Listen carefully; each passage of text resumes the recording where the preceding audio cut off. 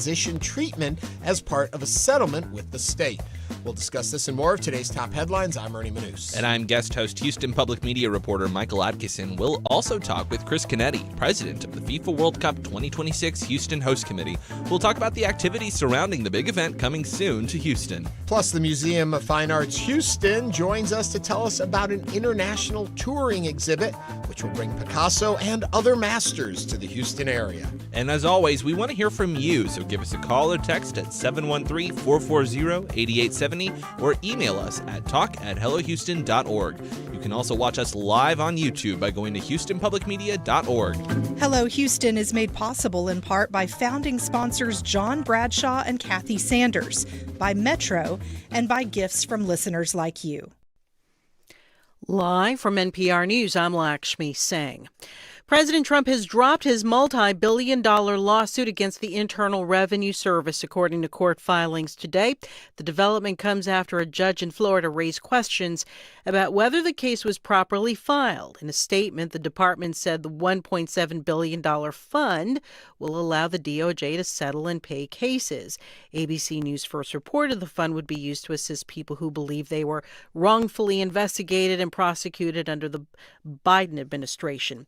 The department said the legal precedent of the fund came from the Obama-era Keep Siegel case, which created a $760 million fund to redress various decades-old claims of racism against the federal government. The White House says China has agreed to purchase at least $17 billion of American agricultural goods. That follows President Trump's visit to Beijing last week. The Chinese side has given far fewer details. We have more from NPR's Jennifer Pak. China says it reached a preliminary agreement with the U.S. on agricultural trade and aircrafts, though it did not specify a purchase amount. The Chinese Commerce Ministry says both sides agreed on tariffs imposed on each other's exports, which reached sky-high levels last year before a truce was called. Same time, China says the U.S. guaranteed it could buy what it sorely needs, aircraft engines and related parts. China's statement also did not mention rare earth minerals to the U.S. It says economic and trade teams from the U.S. and China are still finalizing the details. Jennifer Pak, NPR News, Shanghai. Republican Senator Bill Cassidy of Louisiana is the latest casualty in President Trump's campaign to target Republicans he sees as disloyal. Cassidy's Trump-backed opponent, Congresswoman Julia Letlow, advances to a runoff against State Treasurer John Fleming. Here's NPR's Sam Greenglass. Cassidy was one of 7 Republican senators who voted to convict Trump after the January 6th insurrection. Next year, at least 5 of them will be gone from the Senate, leaving few Republicans in Congress willing to criticize the president. Cassidy has indicated he will not finish his term quietly. Our country is not about one individual. It is about the welfare of all Americans, and it is about our Constitution. The Louisiana primary was the latest test of Trump's grip on the party. He also helped defeat many of the Indiana GOP state senators who blocked mid-cycle redistricting last year. A House primary in Kentucky this week will be another test. Sam Greenglass, NPR News, Washington. The Senate parliamentarians blocking a $1 billion Secret Service provision from being included in a Republican-backed immigration enforcement bill as is. Senate Republicans have proposed taxpayer funding for security upgrades to President Trump's White House ballroom. From Washington, this is NPR News. Live from News 88.7 in Houston, I'm Tom Perumian. An investigation continues today after a body was found in Greens Bayou Saturday evening just off I-10. Officers responded late on Saturday that a man had gone fishing, spotted the body, which was then found along the edge of the bayou near the water. Police say the victim is an adult man. His identity has not been released. Fort Bend County Republican commissioners are standing behind a $100,000 consulting fee for interim county judge Daniel Wong's new chief of staff. The measure passed 3-1 last week. News 88.7's Melissa Inahe has more. Trevor Nails was hired as Judge Wong's chief of staff last month. Nails is also the Republican candidate running in Texas's 22nd congressional district to replace his twin brother, Congressman Troy Nails, who is stepping down. The consulting fee is coming from funding allocated in last year's budget from salary and retirement funds and payroll taxes. Republicans defended the move, saying commissioners haven't challenged other elected officials' budgets in the past. Democratic Commissioner Dexter McCoy was the lone vote against the measure. This invites more scrutiny by going this direction of how we feel a county position as opposed to our normal course of business, period. It's unclear how long Nails plans to stay on as chief of staff. A spokesperson for Judge Wong previously said Nails will step aside once they find someone to fill the position permanently. From the Fort Bend County Bureau, I'm Melissa Nahe, News 88.7. Taking a look at sports, the Astros open up against the Twins in Minneapolis tonight. First pitch at 6:40. And checking your weather. Keep that umbrella handy. Mostly cloudy with a chance of thunderstorms today, a high of 81. Tonight, mostly cloudy and windy with a low around 79 degrees. Right now, overcast, windy, and 83 degrees on the UH campus. I'm Tom Perumian. News 88.7. Support for NPR comes from NPR stations. Other contributors include Progressive Insurance with its Name Your Price tool, a way to see coverage options based on a driver's budget. Learn more at progressive.com or 1-800-PROGRESSIVE. Price and coverage match limited by state law.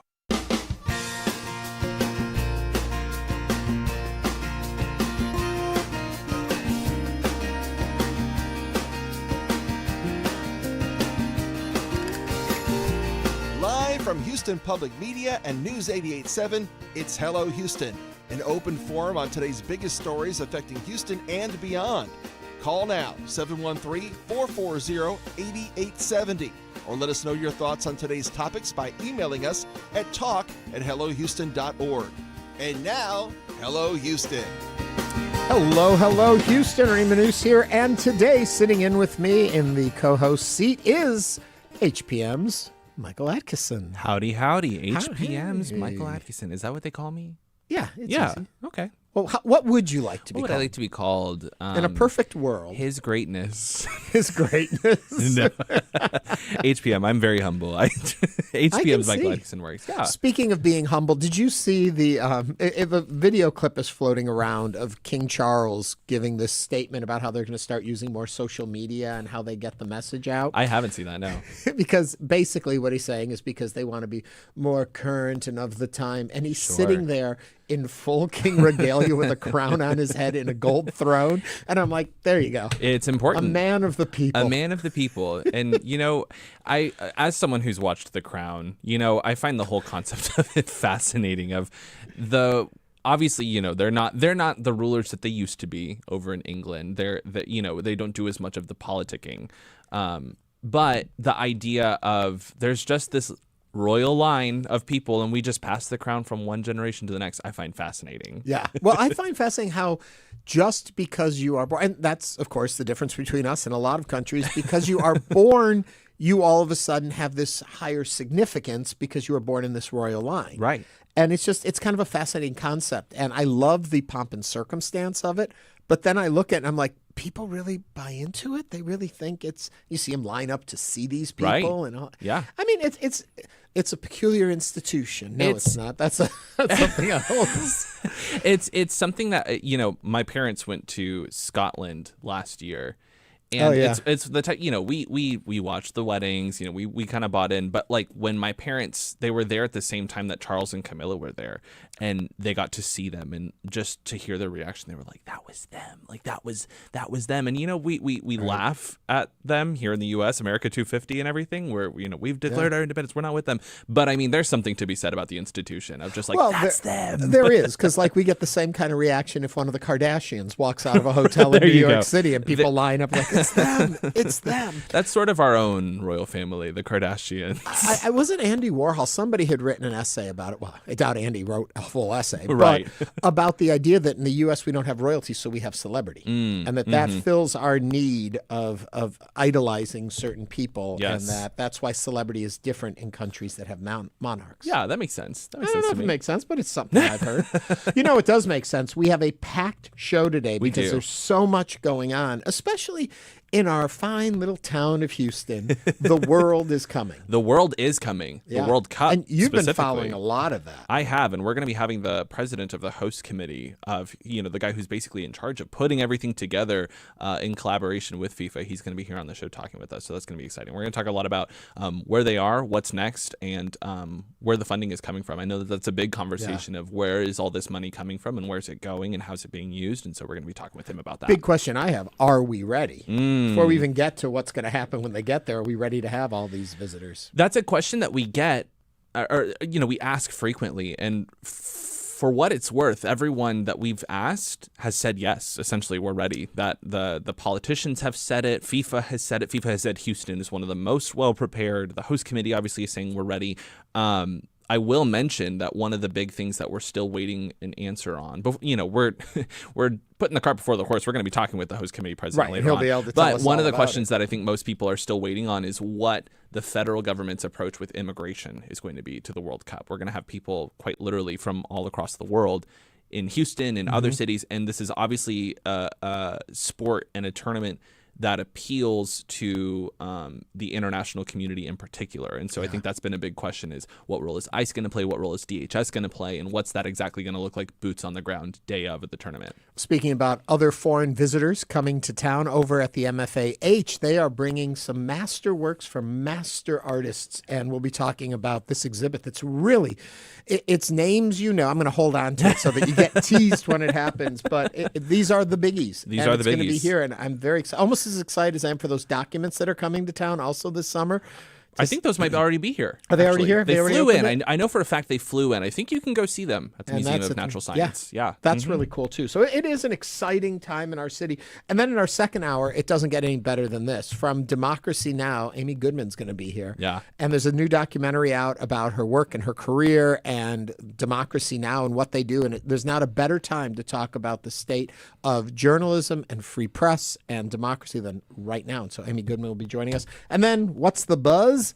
Bees. We're going to talk about bees. The bees. All that's coming up on today's show. But, Michael, as always, take us into the headlines. All right. One of the big ones from the last week, Texas Children's Hospital right here in Houston is going to develop a detransition clinic and will fire 5 physicians as part of a unique settlement with the state. The Office of Texas Attorney General announced that settlement on Friday. Such a clinic would be the first of its kind in the nation. The Attorney General's office said in a news release it would focus on providing medical care to patients who had undergone gender-affirming health care and work toward reversing the effects of that health care. The Houston-based hospital system is also going to be required to pay $10 million for billing Texas Medicaid for prior gender transition treatments that had already happened. And they will also have to fire and permanently cut ties with 5 doctors who performed such treatments, according to the Attorney General. In a lengthy statement, representatives from Texas Children's Hospital stated that they had cooperated with the Attorney General's office, producing more than 5 million documents and conducting multiple investigations. It's a very controversial story. What are your thoughts on this detransition clinic? Give us a call or text 713-440-8870. I think as a journalist, the biggest takeaway for me from this was what a unique settlement this is. You never hear of something like this happening where as a settlement you're agreeing to launch a new initiative essentially. That there's payments, there's firings, those happen. But something like this is pretty unique. You actually reported on this story over on our website, and you've been covering this. And so my question to you then in all this, first thing that pops to mind, I mean, there's a lot of questions I have. But to fire 5 physicians, to cut ties with them, implies to me that there was wrongdoing on their behalf. But if they were following medical protocols and procedures, just because people's thoughts and feelings on the subject doesn't alter the legality of the work done at the time it was done, I believe.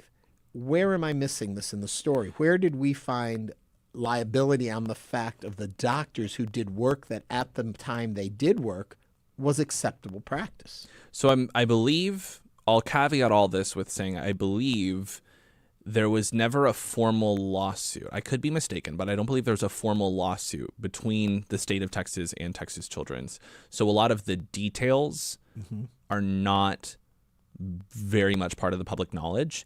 That being said, Texas does have a law, SB 14, that prohibits healthcare providers from performing gender-affirming healthcare for minors. That passed in 2023. And so did this work happen after 2023 then? I believe the investigation was sort of in tandem with that. And figuring that out. But I don't believe the hospital had to admit wrongdoing per se. I do know that they had to commit that they will not be doing gender-affirming healthcare for minors in the future. That was part of the settlement. When we talk about, and I know now all of a sudden it's become an interview of you, and I know you just reported on the story, and also we're very curious, what do all of you think? If you've got an opinion, a thought on this story, give us a call, 713-440-8870. Please. I'm sure there's more questions than there are answers in all of this, but I'd be curious to hear your thoughts, different points of view on it. What should there be a detransition clinic in our medical center? And that takes me to my next question to you is, do we have any idea how many people we're talking about are looking to detransition? That was one of the questions that I had asked of Texas Children's of, what are we talking about when we talk about establishing this clinic? How many people are going to be affiliated with it, that sort of thing. And obviously it is very early days. The settlement was announced Friday morning, but we don't have those details at this point. One thing that I'll make a note of saying is that Texas Children's did follow up with me after the fact and said that the clinic is not, I can pull up their exact quote, so make sure that I don't get anything misstated. I know this is a very sensitive subject, but essentially the idea was that here's what they say. This will, quote, formalize the supportive multidisciplinary services we already deliver to patients who need our care, unquote. The implication being they already do a lot of this work, or at least have it on hand. They know how to do these things. This is sort of just codifying it and formalizing it within Texas Children's work that they do. But obviously, as the conversation has gone back and forth between the direction of healthcare for trans people, both in Texas and the United States, there's also been an equal and opposite, I think, pushback from Republicans over preventing that sort of thing. And detransitioning has been a big topic of conversation. And a lot of healthcare providers, much like Texas Children, say that they already do, have the resources to do that. But in formalizing it and solidifying it, I think Attorney General Paxton is really making a statement here that, we're doing this. We're committing to this. This is a statement about the direction that we're going in, where we want the state to go, and what we think our healthcare providers should do. Bigger question also that's in play here is, and we talk about this all the time, whether we say it explicitly or not, how involved should politicians be in legislating healthcare?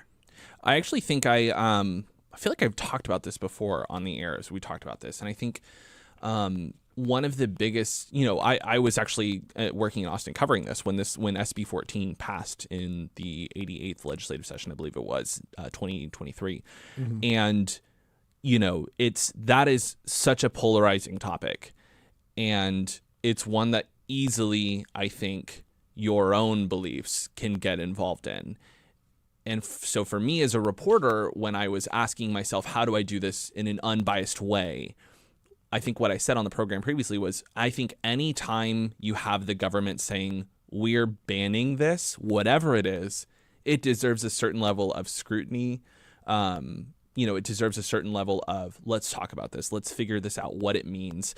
I think that when you have a law that says no child can undergo this, obviously it's sensitive because it's children that we're talking about here, but it is effectively the government saying you can't do this. Mm-hmm. And we believe in a free democracy, and we believe that government should not get involved in our personal lives. And so that's, I think, why it was important to cover this. There's a question of how many people is this going to directly impact? How many people is this actually going to affect their daily lives?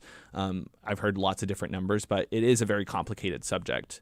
Mm-hmm. Looks like we got a text from someone who asked, what are we doing to make sure the Houston healthcare systems are preparing for an influx of people coming into Houston for the World Cup? And should we be concerned that people are coming from multiple countries around the world with the rise of viruses in Africa? It looks like that was about us having the World Cup host. We'll be sure to get that question. But I will say, you're in luck. If you want to just go back to a week ago, we had folks from Memorial Hermann, I believe it was, talking on Hello Houston about what that means and how they're preparing for this influx of people and how they're making sure that they have resources involved for this. And not to get off on this tangent, but now there's an outbreak of Ebola. It is, and that came up in our conversation with the folks last week. Yeah. And so it's interesting to see, as much as we've been focusing on the other virus on the cruise ship, the Hanta virus, that really isn't a huge, at least at this point, concern or should be. Ebola, though, on the other hand, we have no vaccine for the strain that's out there of it. So yeah, it's officially an epidemic. The World Health Organization declared that over the weekend. Yesterday, actually. We have that to consider. So anyway, your something to look forward thoughts to. on the Detransition clinic, government getting involved in our medical health care, this whole settlement. What are your thoughts? Give us a call, 713-440-8870.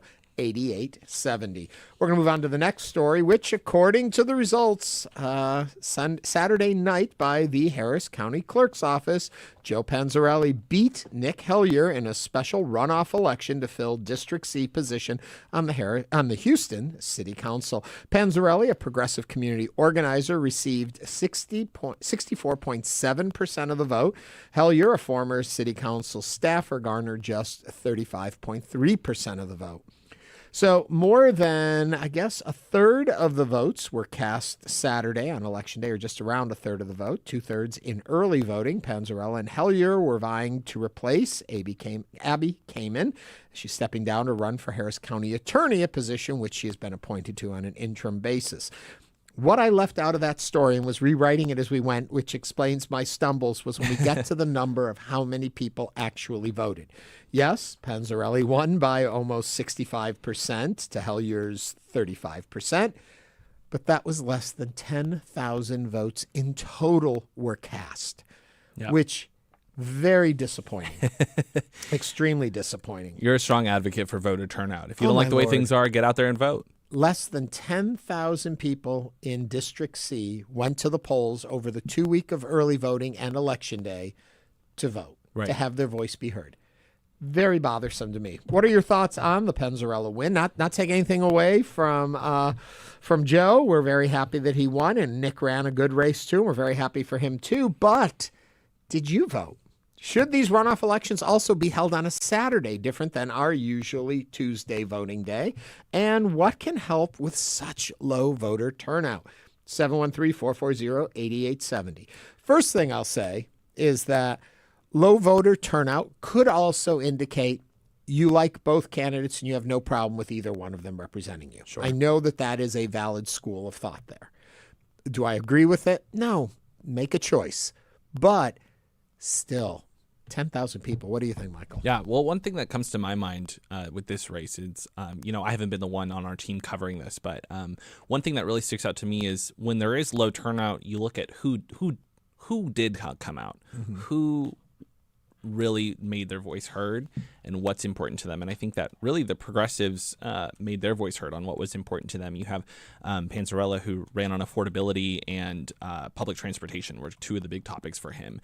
Hellier focused more on public safety, parks, things like that. And so I think that when you look at the two candidates who probably on paper agree quite a bit with each other, and you look at who turned out, I think that progressives making their voice heard in a race like this will speak a lot for the Houston community about the direction that it's going. And I think particularly as we're headed towards the midterms, that's going to be a big conversation about who is turning out and what are their thoughts. Looking back to 2018 when we had a midterm in the first Trump administration, there was a huge blue wave that brought in Lena Hidalgo, among other people, so that I think there's going to be a lot of attention on little races like this and what it's going to mean for the bigger races. Here's a little added value for you. What did we say? About 9,408 people voted. Out of registered voters in District C, 169,000. That's a very low turnout. That is. Really low. So only about 10,000 out of 170,000 turned out to vote. Now, I will say also really quickly that this was a race because we've had so many elections, I think, fell under a lot of people's radar. I talked about it all the time, and I kept forgetting it was even going on. So what do I say? But today, early voting starts for the May 26 primaries. Get out there, have your voice heard, and know that that's coming up next. You can start early voting now. There's lots of races that you're voting on. There you go. Coming up on Hello Houston, FIFA World Cup 2026, Houston Host Committee President is here to fill us in on all the activities surrounding this huge event coming to Houston. Ernie and Michael, we'll be right back on Hello Houston.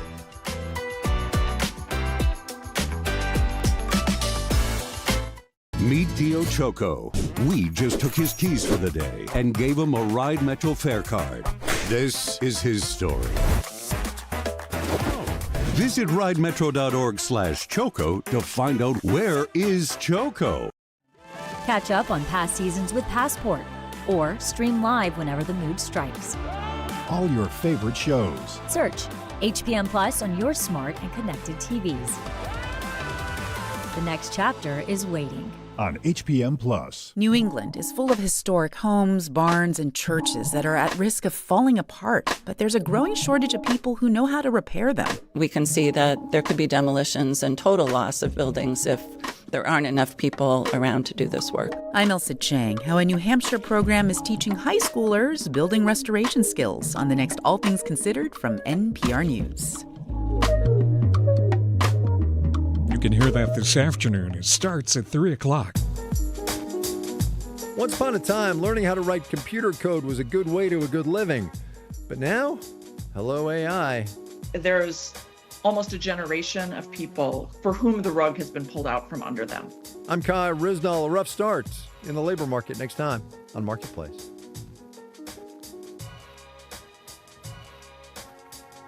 You can listen to Marketplace. It's coming up later today at 6:30.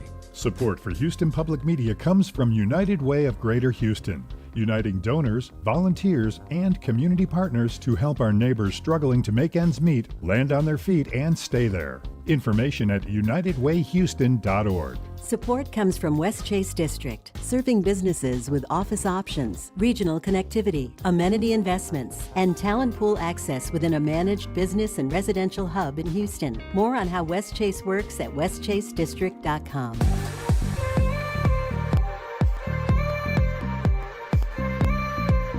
And now back to Hello Houston. To comment on today's topics, call or text 713-440-8870 or email us at talk@hellohouston.org. And now Ernie Manouse and guest host Michael Adkison.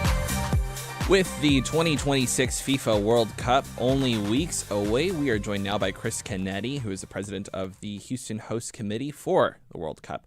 A longtime leader in Houston sports, Canetti has been helping guide the city's preparations for one of, if not the biggest sporting events in the world, as Houston gets ready to host 7 matches and welcome fans from around the world. Chris, welcome to Hello Houston. Good morning, gentlemen. Thanks for having me on today. Yeah, thank you for being here.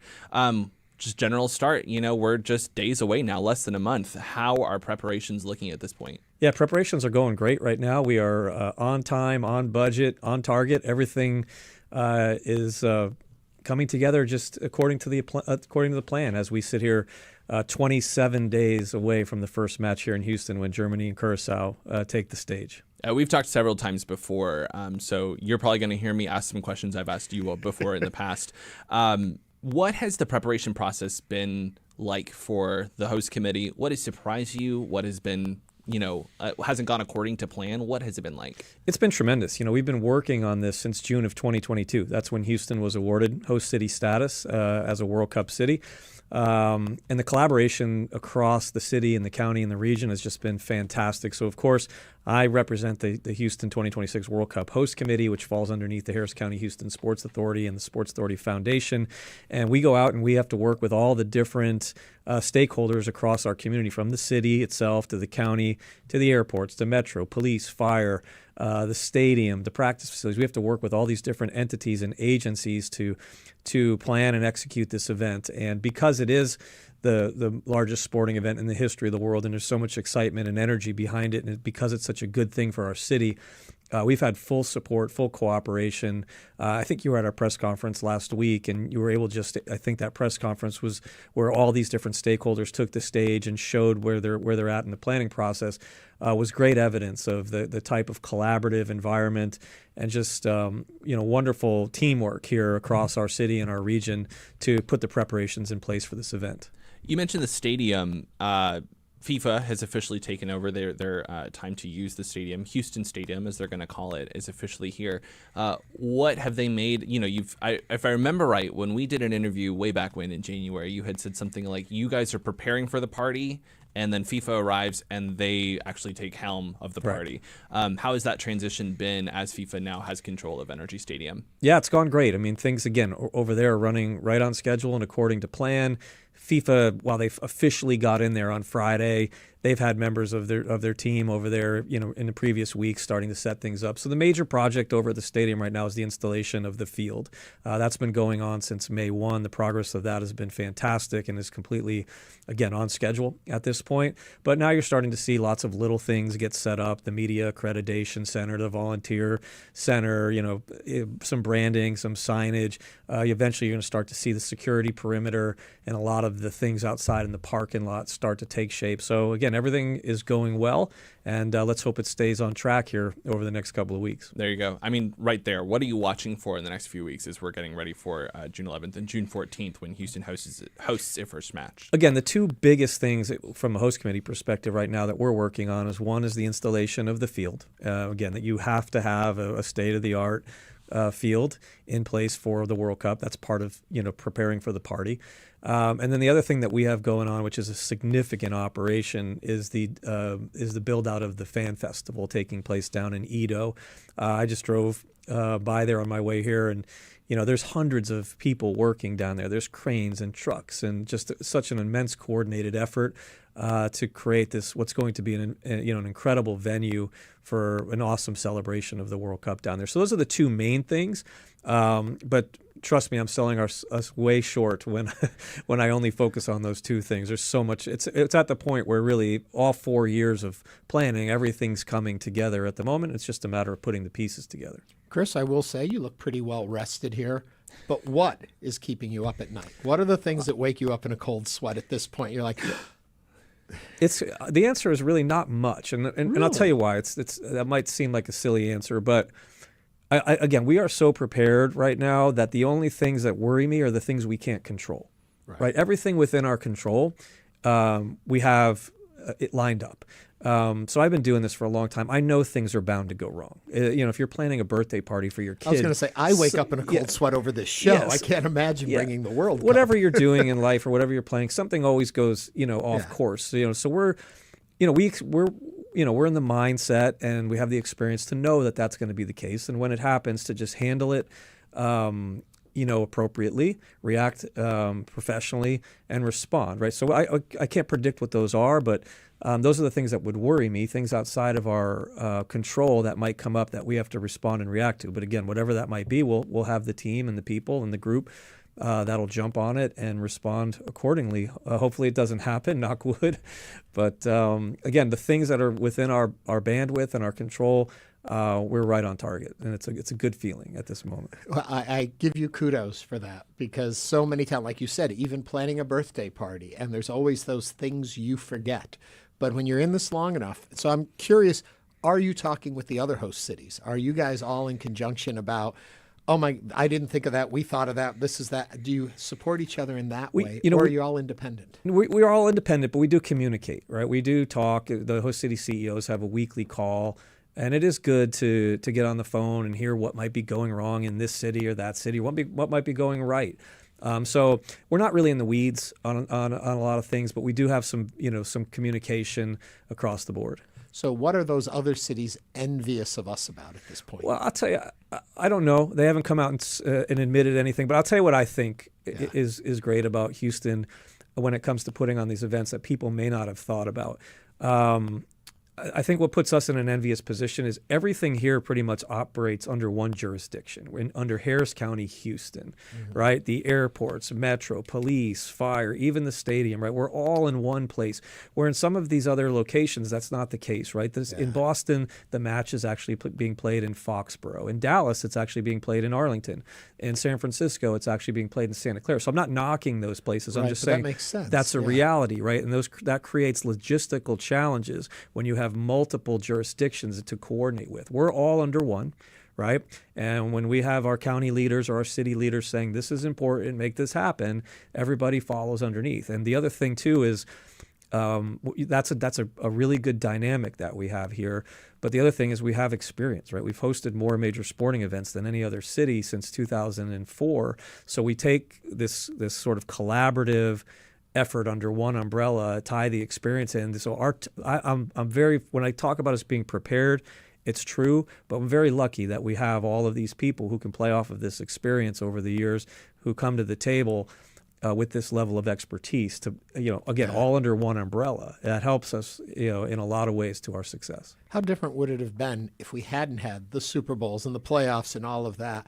Would we have been able to come together as easily, or is really those were great test runs? They are great test runs, and they were important. They were important for us landing the event. It was important for us to say to FIFA, come to Houston, because we've had these events in the past, and they've been successful, and we've got a good track record, and promoters keep bringing their events back to Houston because they have success here in Houston. So it was important to landing the event in the first place, but secondly, to operating the event, again, to just play off these best practices that have been in everything's different. The World Cup is different than the Super Bowl. Super Bowl is different than the Final Four. The Final Four is different than college football championships. They're all different in their own right, but you take sort of the basis of all those things and the best practices, and you mesh them to the event that you're putting together, in this case, the FIFA World Cup.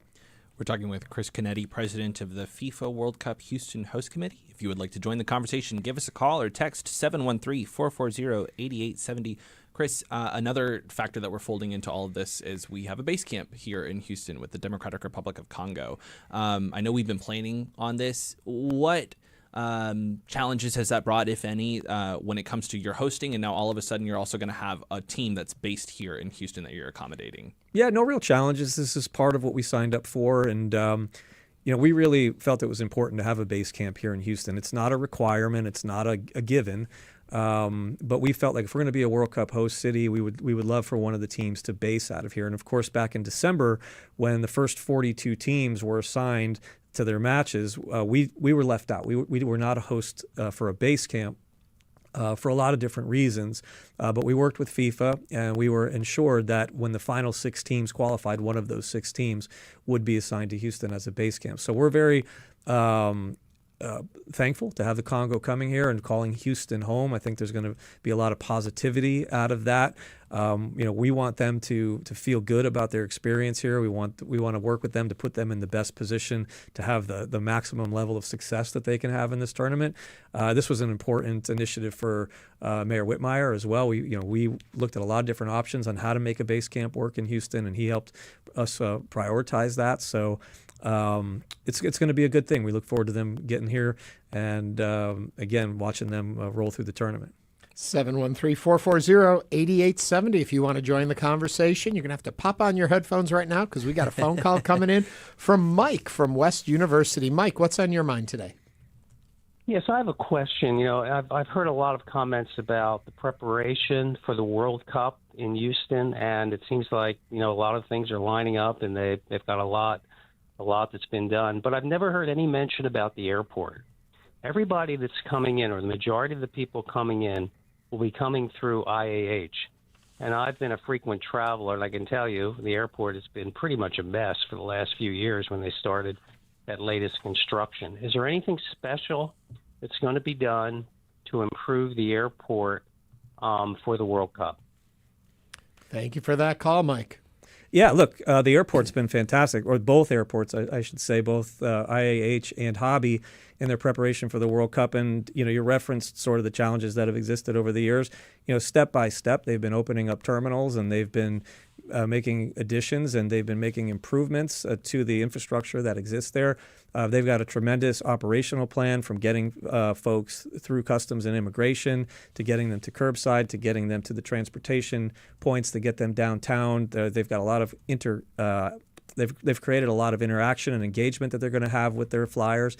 And again, the airports are going to talk about this twofold. They're going to have the folks that are coming to Houston and visiting, and then they also have a lot of traffic going through Houston, for the World Cup. So they talk about having 2 World Cups: the ones that are stopping here and the ones that are transferring here. But again, the airports have been tremendous to work with. They've got an awesome operational plan. I visited up with Jim Sesniak, the CEO, about a week and a half ago to do a full operational tour. And they are beyond ready to welcome the world here. It's very funny because I hadn't thought about that point about it's not just people coming here. It's we're a hub and people are coming through here to go to these games. So it's crazy. 713-440-8870. Kim from Tomball is on the line. Kim, what's on your mind? Hey, I had a couple of things, but while we're on the topic of airports, at least we didn't get studied by the Arabs like San Jose Airport did back in the 80s. For 9/11, on the topic of FIFA being here, Our campus right here is going to have, especially this year, they have a very strong department in sports management, sports medicine, and I'd like to know, it'd be nice if we, for our own students, take advantage of the venue here of also giving them entree and opportunities to get their career started. Kim, thank you very much for your call. I guess that broadens it out to how much of an educational opportunity is this for students to get involved in this kind of planning and all the different elements that are wrapped up in an event like this. Yeah, look, I think we've worked pretty well with all the local universities, Rice, U of H, TSU, and others. In internships, if you were into our office, you'd see lots of kids who are there getting great experiences. Volunteers, we have a lot of kids who are from college level who are volunteering. And then there's a lot of kids who are getting part-time jobs as well, whether it's at the fan festival or at the stadium on match day. And then, I can't tell you how many countless of speaking engagements I've personally done here on campus at U of H with some of the sports management classes or over at Rice as well. But there's lots of different ways. We've got subcommittees on sustainability and human rights, and I know there's in certain ways a lot of the university students have been integrated into those programs. So there's so many different moving parts and tentacles to this event, and all of them have found a way to connect with college students on some level. Okay, thank you, Kim. Chris, we want to talk a little bit about funding. There was a Houston Chronicle report a few weeks ago in partnership with ProPublica that essentially raised the question of how much money is Houston actually going to see from this. So would love to talk with you. At the end of the day, this is a massive venture. Who in general foots the bill for something like this? Yeah, listen, so I could set the record and say this very clearly. The organization that I'm in charge of, the Houston 2026 World Cup Host Committee, is the organization that is responsible for funding this event. It is not on the city. It is not on the county. It is on us. Again, we fall underneath the Harris County Houston Sports Authority, which represents these interests for both our county and our city. Our organization holds the contract with FIFA. Okay, we are a nonprofit organization. We're a 501c3. And it's incumbent on us to go out and source the funding. So again, this isn't coming out of a city budget or a county budget. This is on us. And there's really three sources of funding that we have. One is the federal government. Everyone's well aware of the big federal government grant that went out to all the cities for safety and security. This was a necessity to be able to properly protect all of the hundreds of thousands of visitors that'll fall in all the host cities. We then have in Texas the major events reimbursement program, which again is generated by incremental tax revenue that comes from the event, and a portion of that new tax revenue goes back to pay for the event. And that's not just the World Cup. That's all major sporting events that come through the state of Texas. And then lastly, the third funding source is us going out and privately raising the funds. So we've done a really good job in bringing in sponsors, setting records in terms of revenue generation from sponsorships. We've got more than 20 different partners, major Houston companies who have stepped up to help support this. And those are the three major sources of funding. So it's on us. It's not on the city. It's not on the county. It's not a situation where, they are going to make or lose money off of this event. Really, the city and the county will be the beneficiaries of what we estimate to be $1.5 billion of economic impact from approximately 500,000 visitors who come to town and, of course, generate that incremental tax revenue through hotel, car, sales tax, and mixed beverage taxes, which all goes back into that major events reimbursement program factoring. So we are funded. We're in a good situation thanks to having all three of those sources together. And it's one of the reasons why we're trending towards a successful planning and execution of this event. There would be, you mentioned the second one. That is taxpayer money, though, is it not? It is a tax, an incremental tax that is generated from the event itself. If the event was not here, those taxes would not be generated. Again, hotel, car, sales tax, mixed beverage taxes. So again, there's an economic impact from the event being here. If it's not here, those taxes don't come. So again, it's not coming out of the tax roll. This is a newly created revenue source that is a direct result of the event being here. One last question is, I think that there's always a perception with these large events that, it's not going to be worth it. All the money that has to go into it, it's not going to be worth it. I think about the perception of when a city hosts the Olympics, that, if you build all the infrastructure and everything like that. The World Cup's a little bit different in that it's not always one city, it's, across a big region. How do you then, though, overcome that perception from your seat? How do you say, no, this is why it's worth it? So again, our organization is a nonprofit organization. We've taken that burden of risk of putting this event on and funding it. This is not falling on anybody else. What happens here is we take that risk not for ourselves, because we don't get the ticket revenue, the sponsorship revenue, the food and beverage, the parking. All that goes to FIFA, right? We're okay with that. We signed that contract.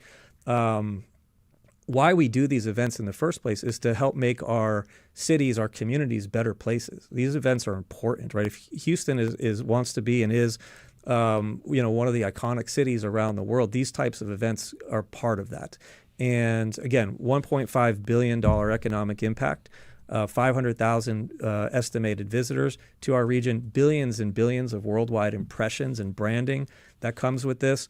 And then at the end of the day, all the legacy components that come with this, right? So when the World Cup is over and the final whistle blows on July 19th, how have we used this event to help make Houston a better place? All you have to do is drive through and around downtown and other places and see all the positive improvements that are taking place to roadways and other cleanups and just fantastic things that are happening. And then there's legacy programs that we're creating for underserved youth, for things around human rights and sustainability. So there are a lot of positive benefits that come to this, with our organization being the financial risk taker on it. Well, thank you for coming in and sharing all of this with us. And I was going to say, get some rest, but you look like you're on top of it, so I'm not worried about you. Chris Canetti is the president of FIFA World Cup Houston Host Committee. Thanks for coming in. Thank you. Appreciate you guys. Thanks, Chris. Thank you. Coming up, preview of the new exhibit at the Museum of Fine Arts Houston. Stay with us as Hello Houston continues.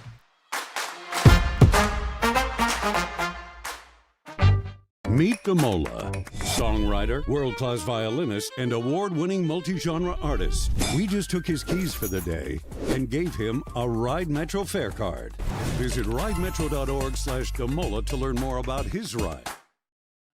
On Freakonomics Radio.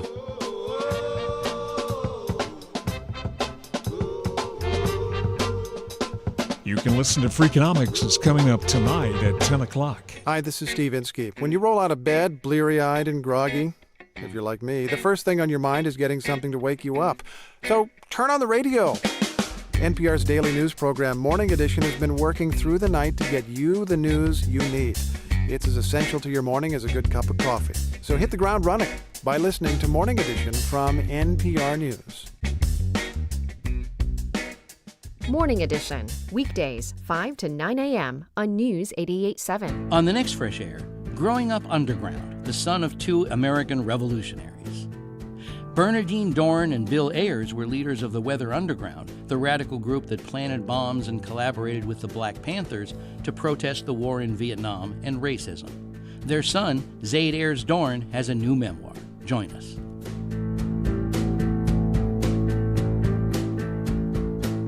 Listen to Fresh Air tonight. That's on at 8 p.m.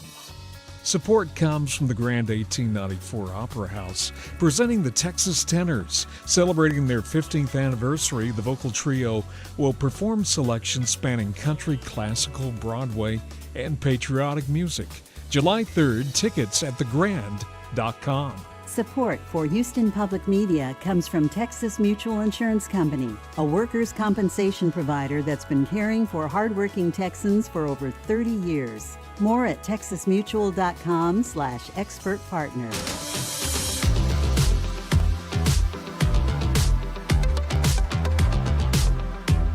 And now back to Hello Houston. To comment on today's topics, call or text 713-440-8870 or email us at talk@hellohouston.org.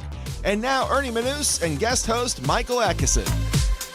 All right, Picasso-Klee-Matisse Masterpieces from the Museum Berggruen is an international touring exhibit that will be on view at the MFA starting Wednesday, featuring nearly 100 works from these celebrated artists, in addition to other figures in the post-war European avant-garde.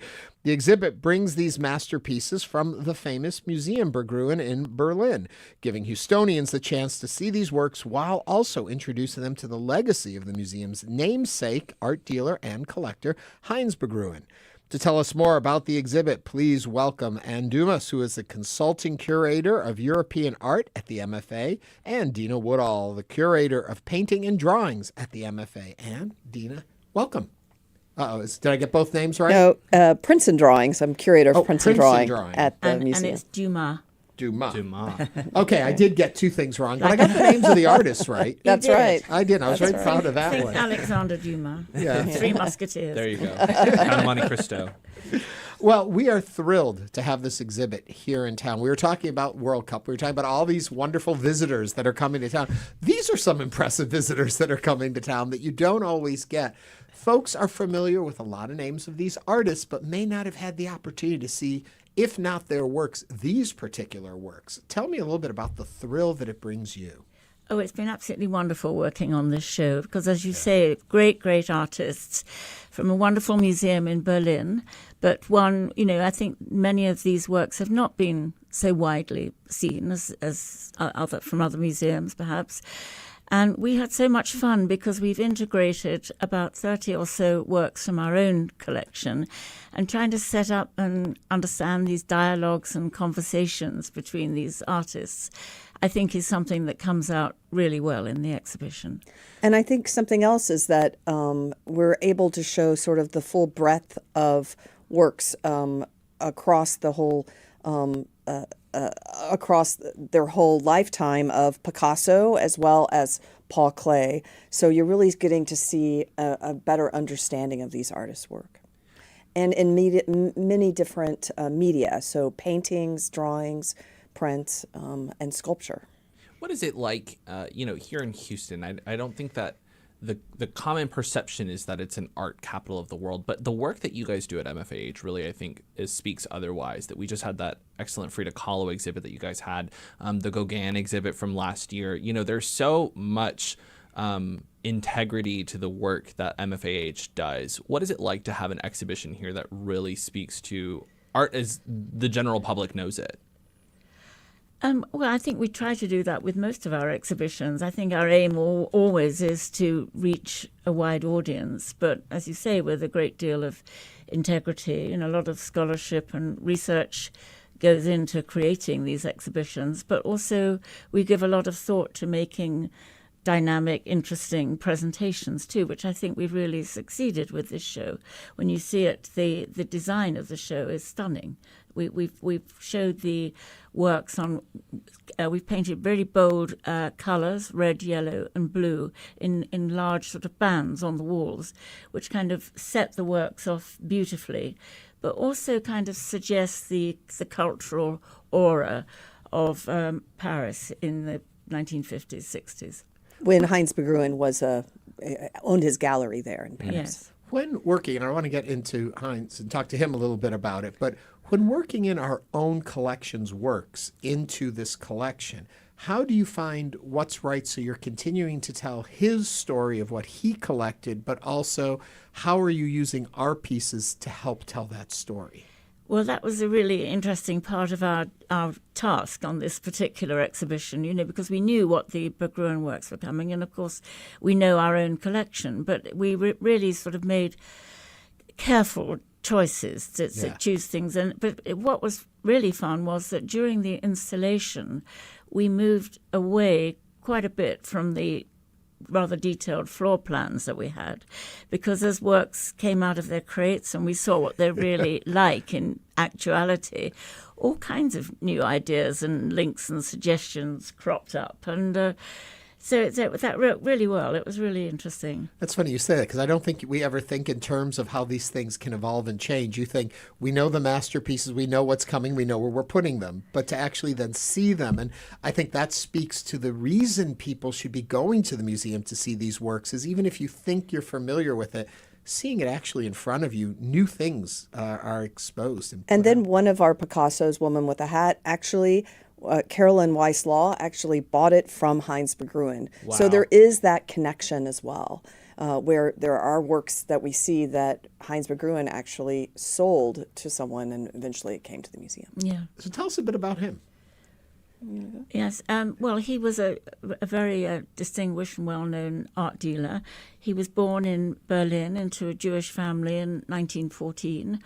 In the 1930s, he comes to America, gets a fellowship or scholarship at Berkeley University, and he works for a while at the San Francisco Art Museum. After the war, he goes back and goes to Paris, where he works for a while at UNESCO. He'd been also been a journalist.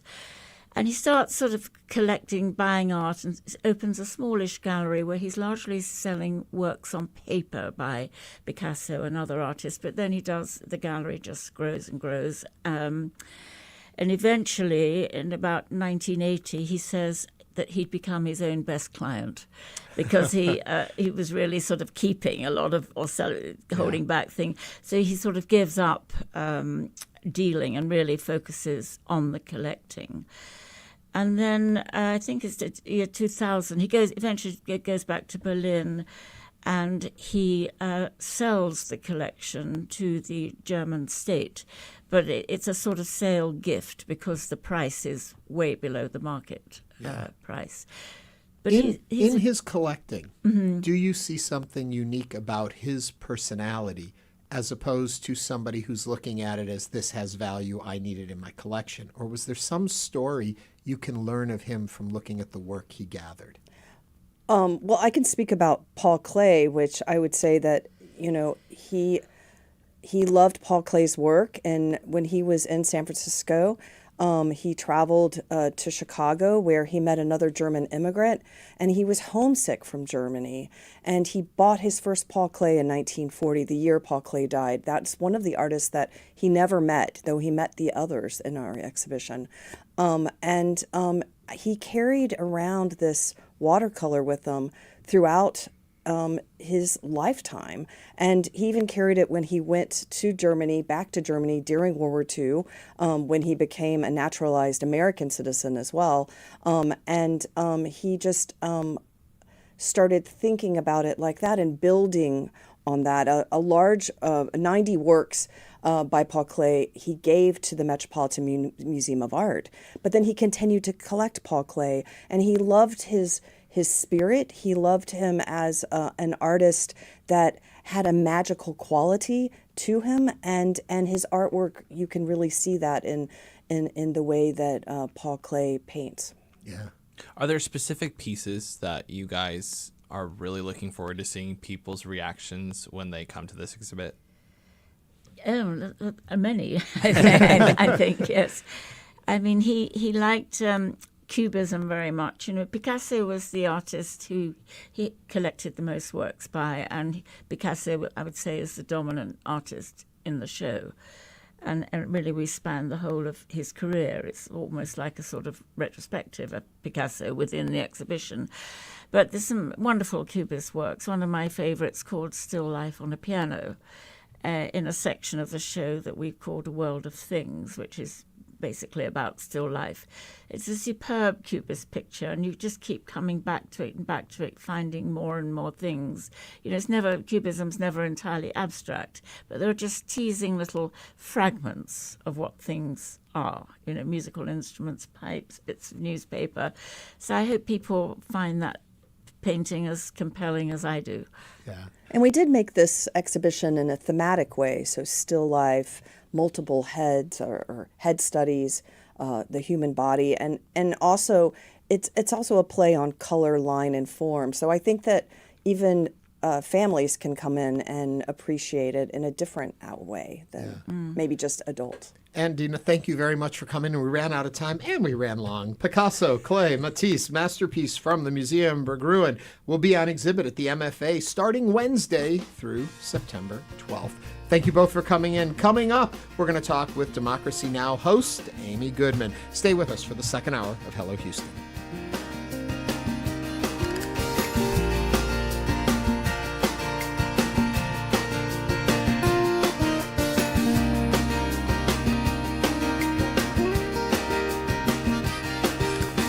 Stay tuned. There's more Hello Houston on the way. For the latest in local news, subscribe to the Hello Houston daily newsletter at houstonpublicmedia.org. Hello Houston is a production of Houston Public Media. The opinions expressed by the guests of this program are solely their own and do not represent the views of management, staff, or underwriters of Houston Public Media. This is News 88.7.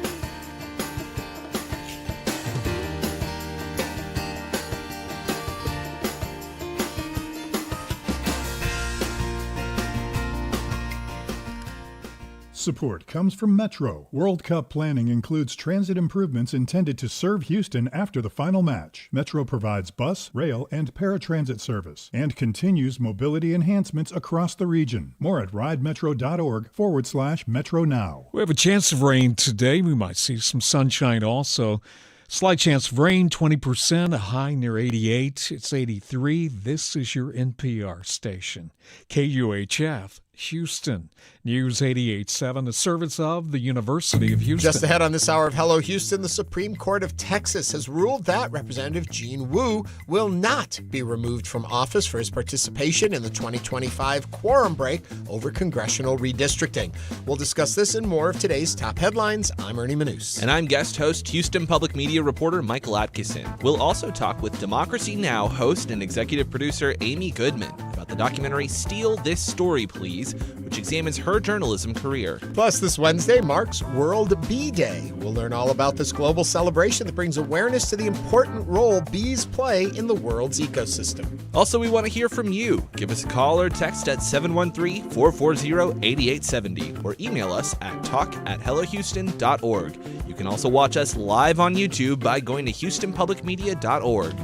Hello Houston is made possible in part by founding sponsors John Bradshaw and Kathy Sanders, by Metro, and by gifts from listeners like you. Live from NPR News, I'm Lakshmi Singh. President Trump has moved to abandon his $10 billion case against the IRS over the leak of his tax returns years ago.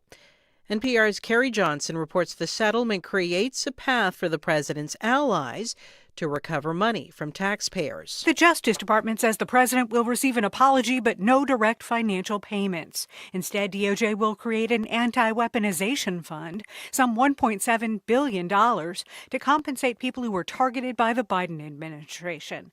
Acting Attorney General Todd Blanche says the machinery of government should never be weaponized against Americans. Nearly 100 Democrats in Congress are trying to block the move. Senator Elizabeth Warren of Massachusetts says the new pool of money is, quote, corruption on steroids, a slush fund to reward MAGA allies. Watchdogs warn the new fund could be used to reward people who rioted at the U.S. Capitol nearly 5 years ago. Carrie Johnson, NPR News, Washington. The Trump administration says it's adopting even more screening measures and restricting people who do not have U.S. passports from entering the country if they have recently been in 3 African nations affected by a growing Ebola outbreak. The Centers for Disease Control and Prevention says it's helping move Americans who've been affected by the current Ebola outbreak in Democratic Republic of Congo and Uganda. Michael Koloki explains the CDC says 89 people are reported to have died since the start of this latest outbreak. The CDC did not indicate the location of the small group of affected U.S. citizens or where they would be moved to, but said that at the moment, the risk to the American public remains low. The agency said it has been supporting surveillance of the disease through its Uganda and Democratic Republic of Congo offices, and that it continues to closely monitor the situation. Over the weekend, the World Health Organization declared the Ebola outbreak a public health emergency of international concern, urging authorities in affected countries to strengthen infection prevention measures. For NPR News, I'm Michael Koloki in Nairobi. A California jury begins deliberations today in Elon Musk's lawsuit against CEO Sam Altman and OpenAI, the company Musk helped Altman launch. NPR's John Ruwitch reports Musk left after a power struggle. Musk's side basically argues that Altman and another founder, Greg Brockman, sidelined the nonprofit entity, jettisoned its founding mission, and have basically made the for-profit arm the main thing at OpenAI. Of course, Altman and OpenAI disagree. They point out that the nonprofit still exists. They say the mission is still very much intact. But all the co-founders agreed that they needed to start a for-profit entity too, including Elon Musk, who actually wanted control of it. Altman's lawyers say the others weren't comfortable with that and said no, so Musk left in 2018. NPR's John Ruwitch reporting. It's NPR. Live from News 88.7 in Houston, I'm Tom Perumian. Early voting is underway in the Texas primary election. Congressman Christian Menefee was out early this morning rallying supporters at the Wheeler Baptist Church. It has been a long, long road. Voters have had to go to the polls now 4 times in the past 7 months. So we're just working hard to spur people's excitement, man, and do all we can to make sure we get good turnout. Menefee was on hand for a quick rally as he continues his hard-fought campaign to be the Democratic nominee to fill the seat of the new 18th Congressional District. His challenger is former Congressman Al Green, who represented the previous District 18 for more than 20 years. An almost 150-year-old ship sitting off the Texas coast is just a few days away from starting a 3-month trip across the country. The 1887 tall ship Elissa serves currently as a floating museum in Galveston, but she's still in shape to sail and is set to take off either at the end of the week or on Memorial Day. Will Wright is with the Galveston Historical Foundation. We're still in the process of finalizing our Coast Guard inspections, and then our crew needs some days just to get used to the ship before we depart. So that is going to be over the course of the next week. It's part of Sail 250, a global gathering of tall ships and military ships to celebrate the country's 250th anniversary. Taking a look at sports, the Astros stung by the Rangers 8-0 on Sunday. Tonight, Houston opens up a 3-day visit to the Twins in Minneapolis at 6:40 p.m. Checking your weather, keep that umbrella handy. It's going to be mostly cloudy with a chance of thunderstorms later this afternoon, a high of 88 degrees. Tonight, mostly cloudy and windy with a low around 79. Right now, overcast, windy, and 83 degrees on the UH campus. Get more news and information. Go to houstonpublicmedia.org. I'm Tom Perumian, News 88.7. Support for NPR comes from NPR stations. Other contributors include Schwab, where investors have a range of choices to pursue investing goals, from self-directed investing to full-service wealth management, all in one place. More at schwab.com. This is NPR.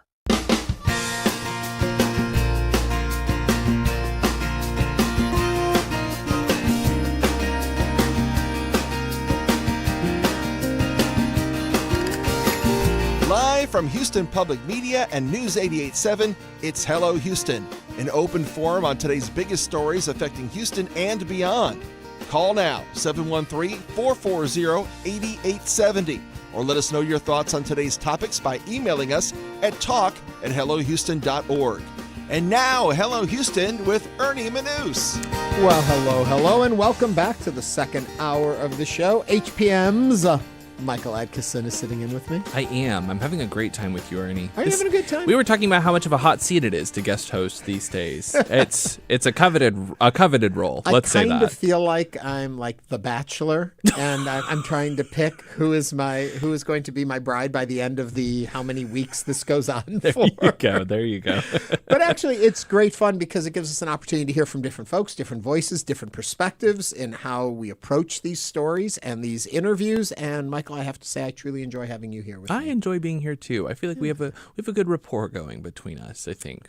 different life views and perspectives, interviews, some might say. Interviews. Yes, we would say that. For those of you who follow Houston Public Media, you know Michael covers a lot of different stories. What I thought was interesting today already, yes, you were here with FIFA. We were talking about World Cup. That's one of the things that's on your beat. But I didn't realize how interested you were in the fine arts and that you're members of the Museum of Fine Arts. My girlfriend and I, we go to the art museum on a regular basis, the MFAH. I kind of alluded to this in that last interview, talking about that Houston is not talked about in the general conversation of art culture, tangible physical art.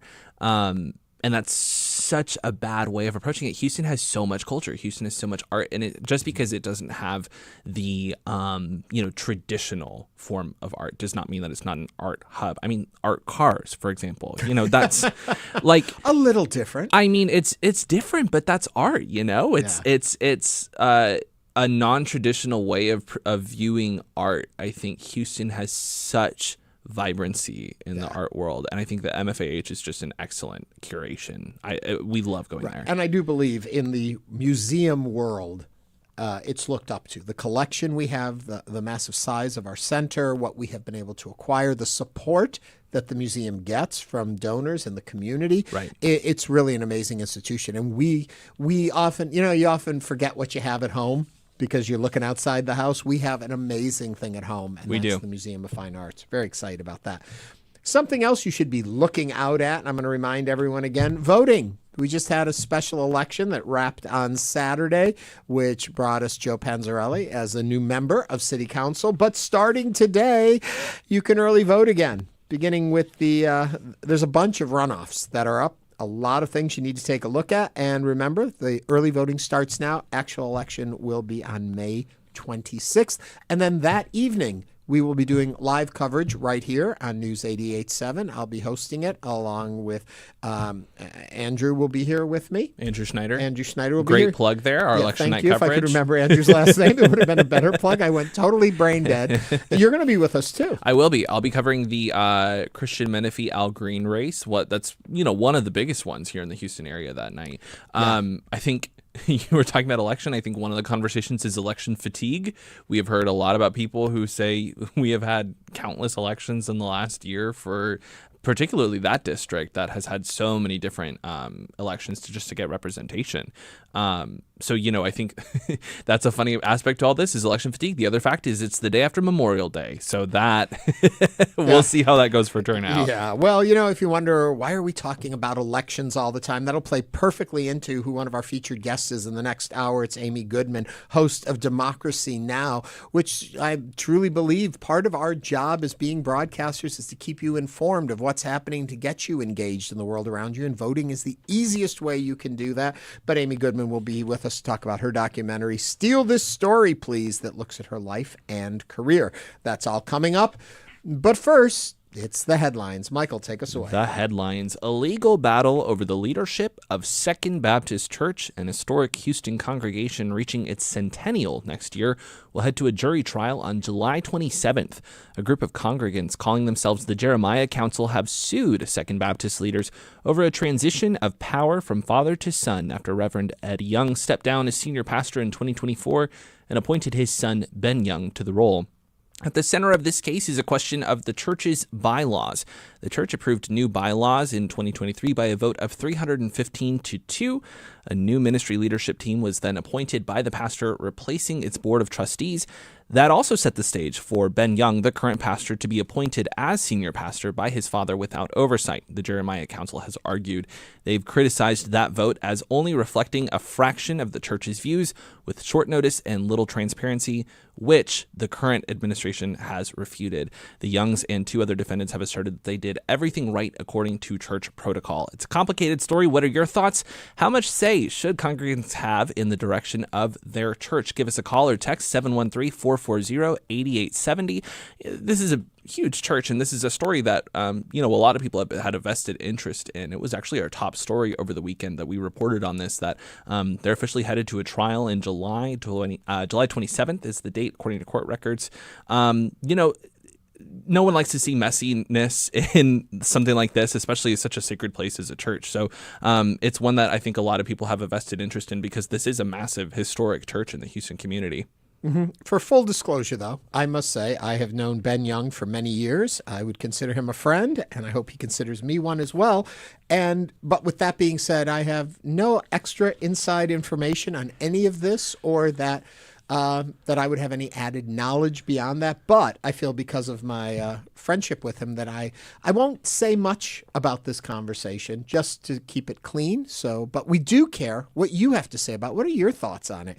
Give us a call at 713-440-8870. Are you a member of the congregation? Do you have a feeling on it one way or the other? Did you watch this process go down in your own church and you had a reaction to it?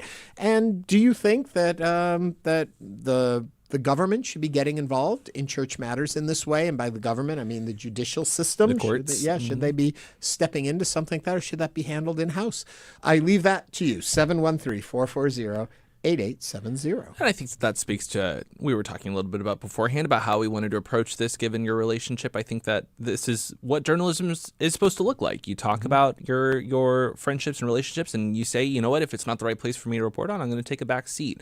And I think that's why Hello Houston is such a great platform and vehicle, is we get to hear directly from people for their thoughts on this. That, that's who we want to turn to for a story like this, is people, particularly people who are affected by this firsthand. That, I haven't been to Second Baptist, but I sometimes wonder what those sermons are like, as you feel such controversy and a heated discussion from within the congregation. And we've been hearing from folks as we're talking about this on YouTube. MK Ultra 6911 says nepotism is alive and well. We've also got a phone call coming in from Professor Jay in Northside Houston. Jay, let us know your thoughts. Hey, good morning, guys. How are you? Good. How are you?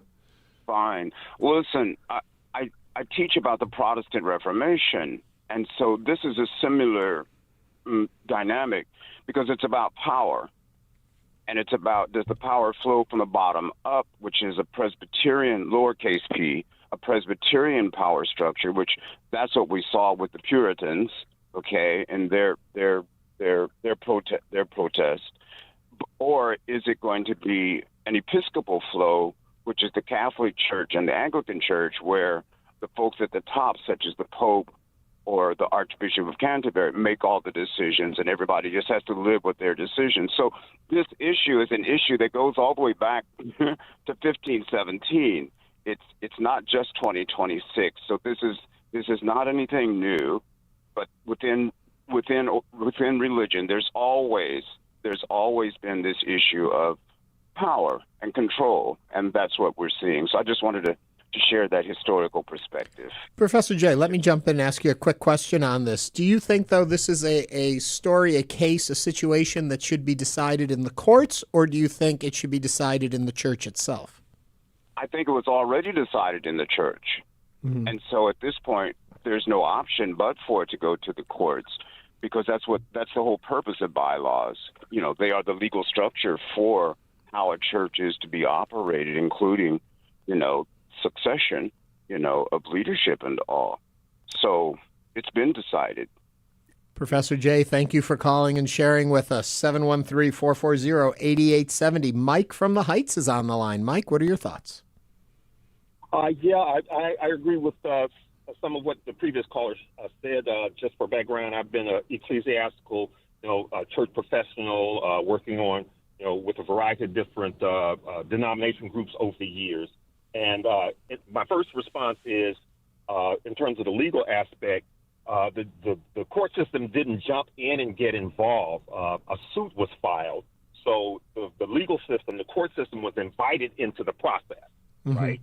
And so it's not like the court system, just arbitrarily said we're going to take over the situation. But one party, who was unhappy with how things went, the next step in recourse is to take it to the legal system. So, just in response to that. But which I think is what the process, should be, if an organization in which the church is an organization, you can't, work things out, then parties have the courts for recourse. But beyond that, it's just as the previous caller mentioned, it's a power issue. That if 300 plus members, decide something, that you have a congregation that's in the thousands, is that representative of the body? And then it takes out what a lot of Baptist churches, which, they live out of and work out of a congregational style polity, where the interest of the church and accountability and responsibility is vested in the members, right? So the members have a say in who's the leader.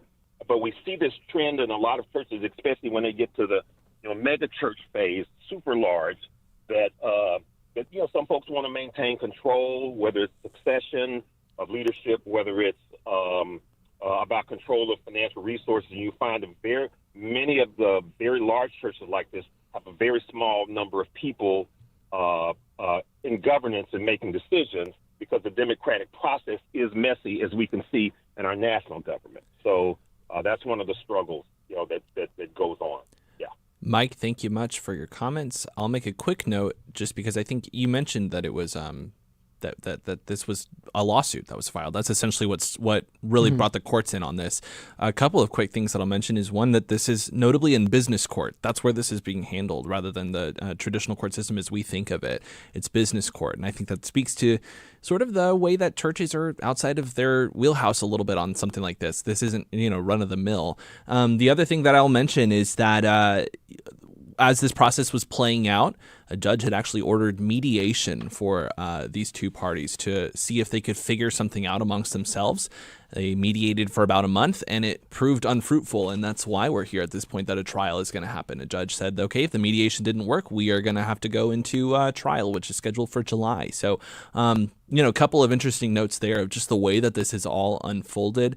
We're getting a lot of comments on this. Jen from Clear Lake says, I don't like drama or these types of conflicts, so I don't usually go to church, especially here in Texas, churches that seem constantly involved in drama. Very complicated subject. It's one that a lot of people have a lot of opinions on. Definitely something that I think a lot of folks have a vested interest in making their voices heard. I think that that's what a lot of these churches believe in, is democracy and questions of who has control of it. 713-440-8870. Chris from Cyprus is on the line. Chris, what's on your mind? Hi, thanks for taking my call. The optics on this really looks bad. I'm not a member of that church, but at the end of the day, you really don't want to see, someone taking Jesus to the courtroom. But two things I think will tell: membership and the money.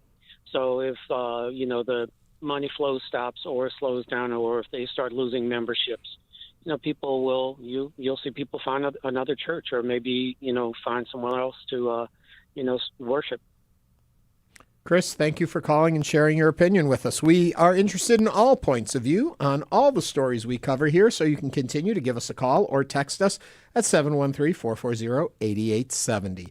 I'm going to go back a little bit, because earlier we were talking about the low turnout for the special election that happened on Saturday, and that now we're in early voting again. And we just happen to have someone on the line who just got done early voting, if I'm not mistaken. Caller, are you there? Yes, Ernie, this is Annise Parker. I just early voted. First day of early voting. Glad to get that over with. We've been talking a lot about all of the elections, the election fatigue that's been going on. I guess I go back to what really matters in today's election is turnout, getting people to go to the polls. It is all about turnout, and the turnout will be very, very low. The fact that there's only 5 days of early voting, no weekend, and election day is the day after Memorial Day. The people will be partying on the weekend. They'll be hungover on Monday or hungover on Tuesday and back at work, and they won't be thinking about voting. So we're trying to drive turnout to early voting as much as possible. Now, I'm at West Gray, which is where I always early vote, and it's been slow and steady. I'm in District C also, so I was here last week for that vote, and it was a ghost town. Mm-hmm. But today, there's no lines. You can walk right in. There's only, depending on where you live, maybe 8-10 races on the ballot, in and out. It's easy, but it'll be very, very low. It's interesting when you say 8 or 10 ballots races on the ballot. Races, yeah. And you think to yourself, but those are 8 or 10 races that are extremely important to the direction we go as a community.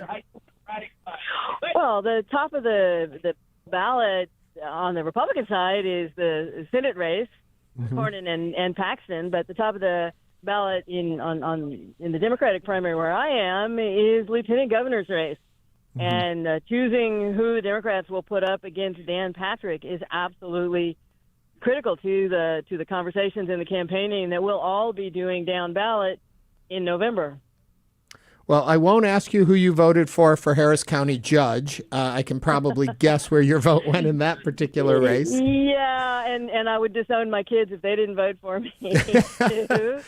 But I appreciate your calling in to put a focus back on the fact that we've all got to get out there and vote, regardless of party, regardless of where your choices lie. The important thing is to make sure you are participating. Because the turnout is going to be so – now, in the primary, the turnout, again, on both sides, but primarily on the Democratic side, was overwhelming.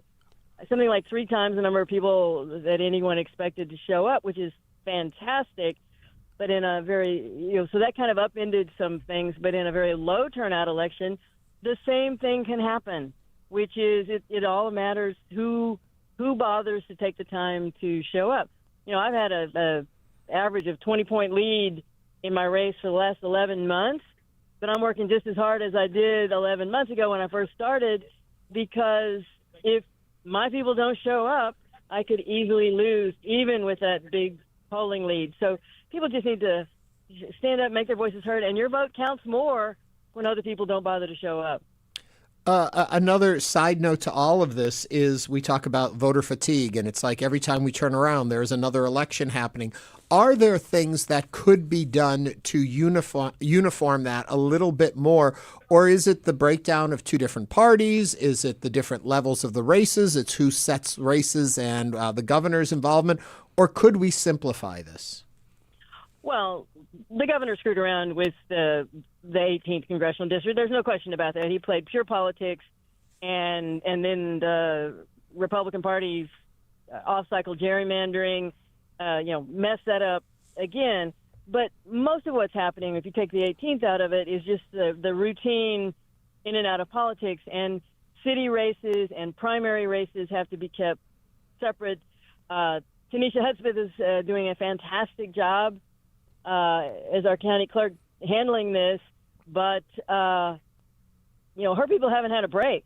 There's been, I think, an election every month, and in this case, I think there's been 3 in May or something, and so they're stretched with not a lot of breathing time in between. So I think she has some really good ideas about forcing the state elections onto uniform election days. It would save a lot of taxpayer money.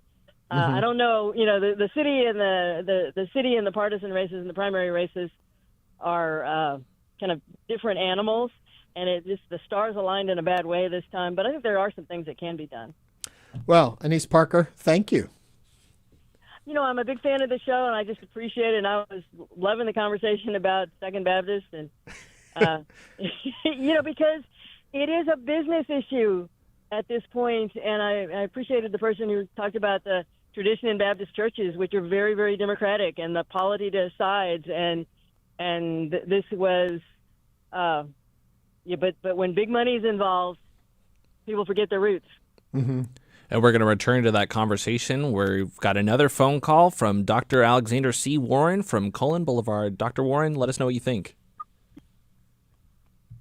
Well, as I said, with 34 years of experience in philanthropy and nonprofits, and as Annise just said, yep, there's big money involved in this, but we have to remember that churches are nonprofit.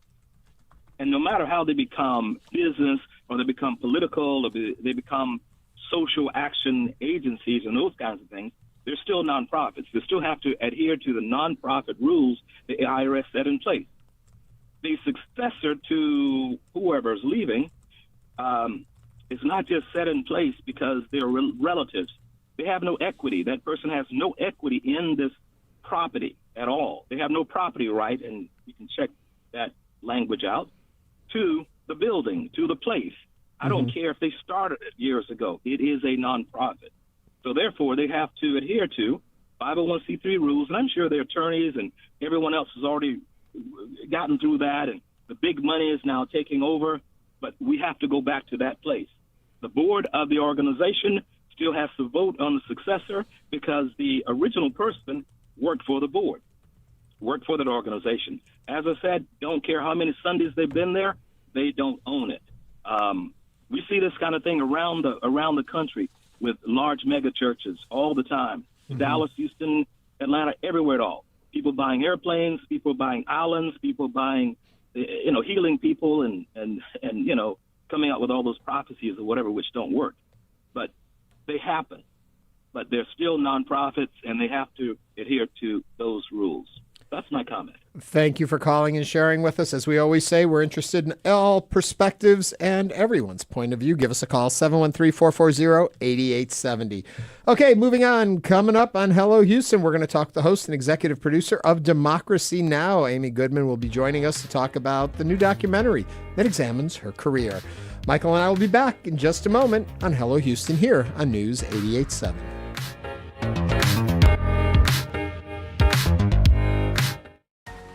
We know you value Houston Public Media. That's why you're watching right now.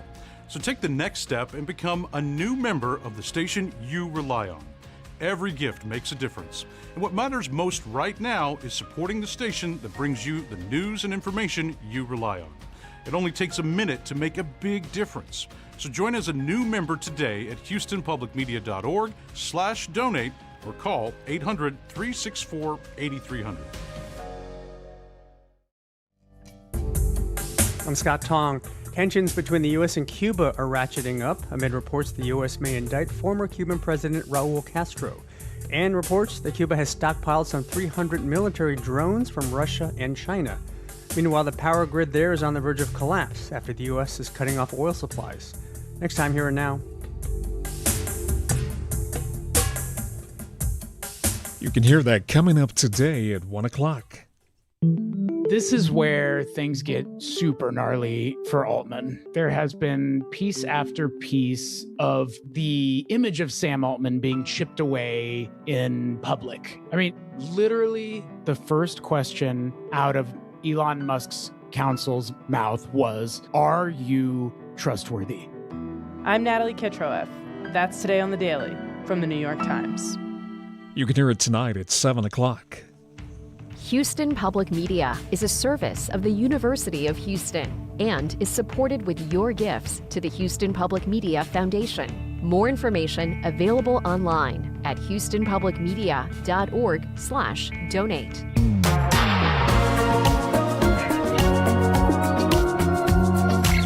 And now back to Hello Houston. To comment on today's topics, call or text 713-440-8870 or email us at talk@hellohouston.org.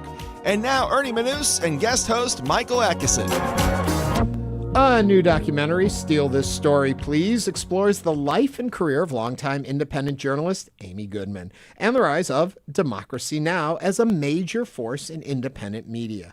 Directed by the award-winning filmmakers of Tia Lessin and Carl Dean, the film examines decades of reporting on war, politics, protest movements, and stories often overlooked by mainstream outlets. Amy Goodman joins us now to talk about the documentary, currently showing at the River Oaks Theater, along with the film's co-director, Tia Lessin. Amy, Tia, welcome to Hello Houston. Hello, Houston. Hello there. Amy, let me start with you. What does the title of the film mean to you? Well, it's our motto. We consider an exclusive a failure. If we just keep the story, what matters that it gets out there, that it reverberates in this country and around the world. Democracy Now! Has just celebrated its 30th anniversary. We just had a big celebration in New York at the famous Riverside Church, and Patti Smith sang, and Hooray for the Riff Raff, and Michael Stipe of R.E.M. and Bruce Springsteen sang Streets of Minneapolis before he actually went out there. But then all together, they sang Patti's iconic song, People Have the Power. And I think that's what Democracy Now! Is all about. And that's when we're covering stories like the standoff at Standing Rock, for example. I thought we'd be elbowing our way to the front of the protest because all the media would be there. But we were the only ones. And yet it was this epic struggle around climate change. And when we came back, we had this video of the DAPL security guards, that's the Dakota Access Pipeline security guards, that the water protectors were taking on, unleashing dogs on the protesters. And we showed a dog with its mouth dripping with blood. We posted that video online. And within 24 hours, there were 14 million views. Soon, every one of the networks was showing this video. We shouldn't have been the only ones there. We shouldn't have these exclusives. But once we do, the key is to share the story and for you to steal the story, please. That's when it makes a difference. Hearing the voices of not your typical pundits who know so little about so much, explaining the world to us and getting it so wrong, but actually hearing people closest to the story. And those voices should get out there. That's why independent media, like Houston media, like public radio and television, are absolutely critical to the functioning of a democratic society. I want to dig into all of the issues and topics you just brought up. But before I do want to ask Tia, blessing or a curse to try and make a full-fledged documentary on Democracy Now! With Amy around? Oh my gosh. It is a double-edged sword. I mean, look, Amy is this iconic journalist who has built her career and her reputation on asking the hard questions of others. And so interviewing her was definitely daunting as a task.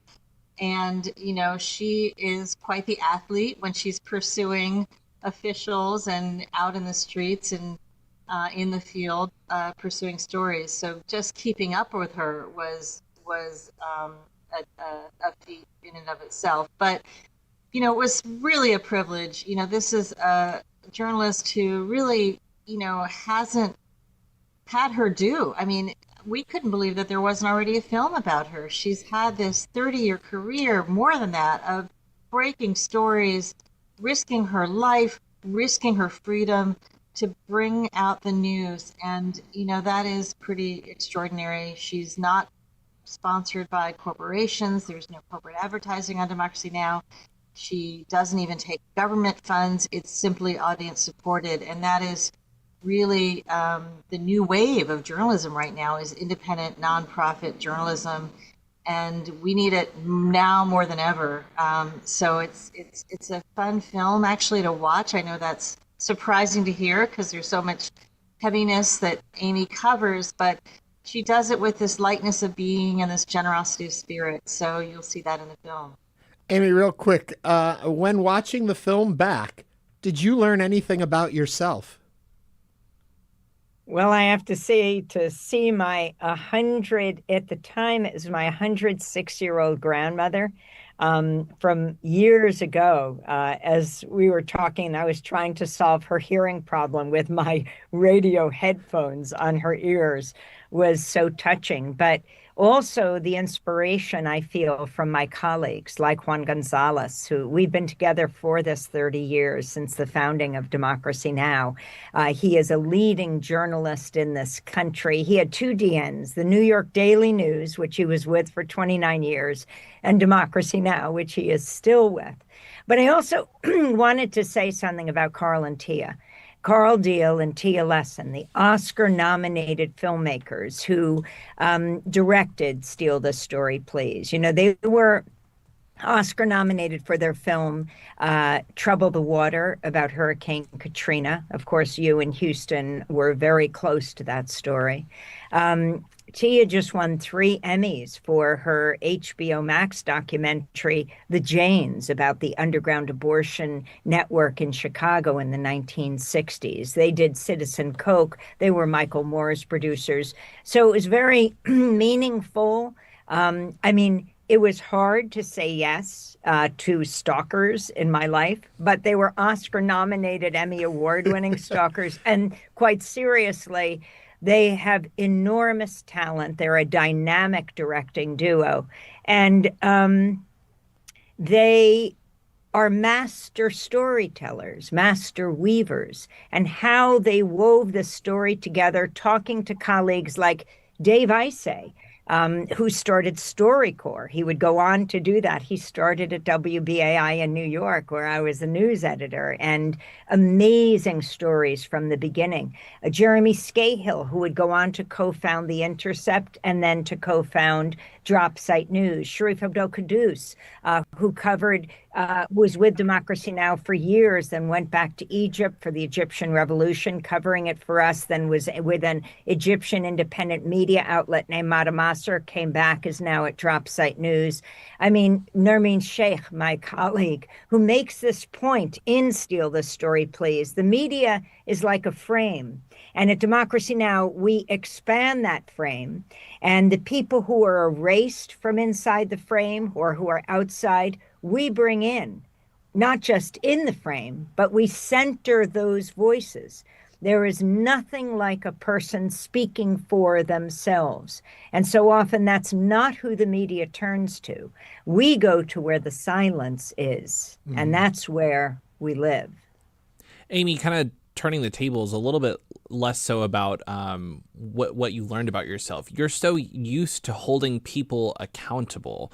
Was it odd for you to then be on the other side of the camera, essentially, and be the subject of questions? Yes, I won't lie about that. But it was also a time of reflection. And think about this time we're in right now and how important it is to get word out about independent media all over the world. I mean, at a time when the President of the United States calls the media the enemy of the people, at a time when the Trump administration has zeroed out the Corporation for Public Broadcasting, funding for public radio and television. These are very serious times. Also a time where corporate media consolidation is on steroids, the mergers that are getting approved now.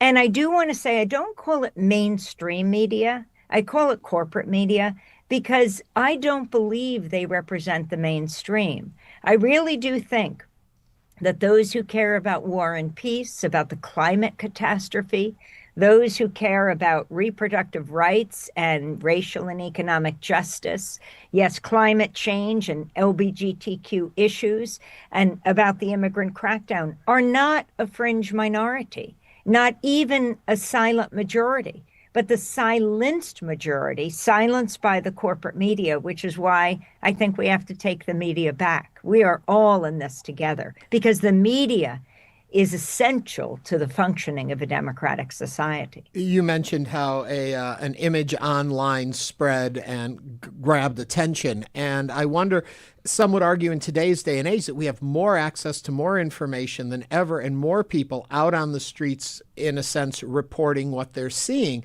So why do we feel as though we're not getting the complete real stories anymore? Well, that's a critical point. And, even though you don't have the traditional gatekeepers, that really limited what we could know, the internet is remarkable. We can communicate with people all over the world, but it's also a global rumor mill. And we especially know how social media works now with the algorithms and isolating especially young people in silos of hate. It's critical that we have media outlets where people can turn. I always say, we teach classes every week at Democracy Now! They come and watch the broadcast in New York City in the morning, 8 to 9. That's when we actually broadcast. And then it goes out in all the different social media platforms, on YouTube, on Instagram, TikTok, Facebook. But I say to them, at democracynow.org, it is a roadmap of trustworthy media, the people we interview, the sources we turn to, because we have to find media we can trust. Yes, everyone's inundated with more information than ever, but we need information that you can count on, that has been that where you see the people who are developing that information, or the news organizations. There are new, there are old. And that's why I always say Democracy Now! Is a great place to sort of where it's aggregated and you can go from there. Don't just look at democracynow.org, but go to lots of different media. And we turn to much of that media all over the world. Tia, let me ask you a question about looking back at this 30-year career of work in Democracy Now! What have you noticed were the changes or things that shifted in maybe Amy's approach or in the work she covered or how she covered it? What did you find? What was eye-opening for you when you had this body of work to look back upon? Oh, well, we, looked at this footage over the course of 30 years that was shot in the studio, outside of the studio, and we saw this fledgling, community-based, small, scrappy radio broadcast serving 9 community radio stations around the country grow over the course of 30 years into this huge global network, this daily news broadcast serving more than 1,500 stations in the U.S. alone, not to mention the internet. And this is radio, this is television. And so they changed. They were, Amy's been navigating changes in technology, in media, itself, the way that corporate consolidation has really changed the way the press covers stories and the amount of press out there, both locally, nationally, and globally. And she's been navigating changes in the professional journalism itself. And so we watched that almost in real time, and we tried to fashion a story that, showed her in this environment against this context. When Democracy Now! Started, it was the same year that Fox News came on the air in 1996. Radically different programs, and it was an independent broadcast at a time when corporate consolidation was accelerating in the media environment.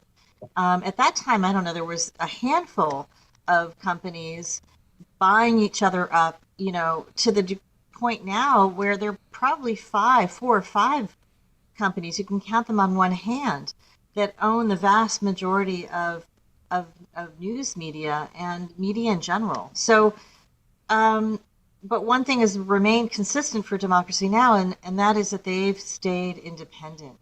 And that's been really interesting to watch. And they've grown, not only in the size of their operation, but in the size of their audience.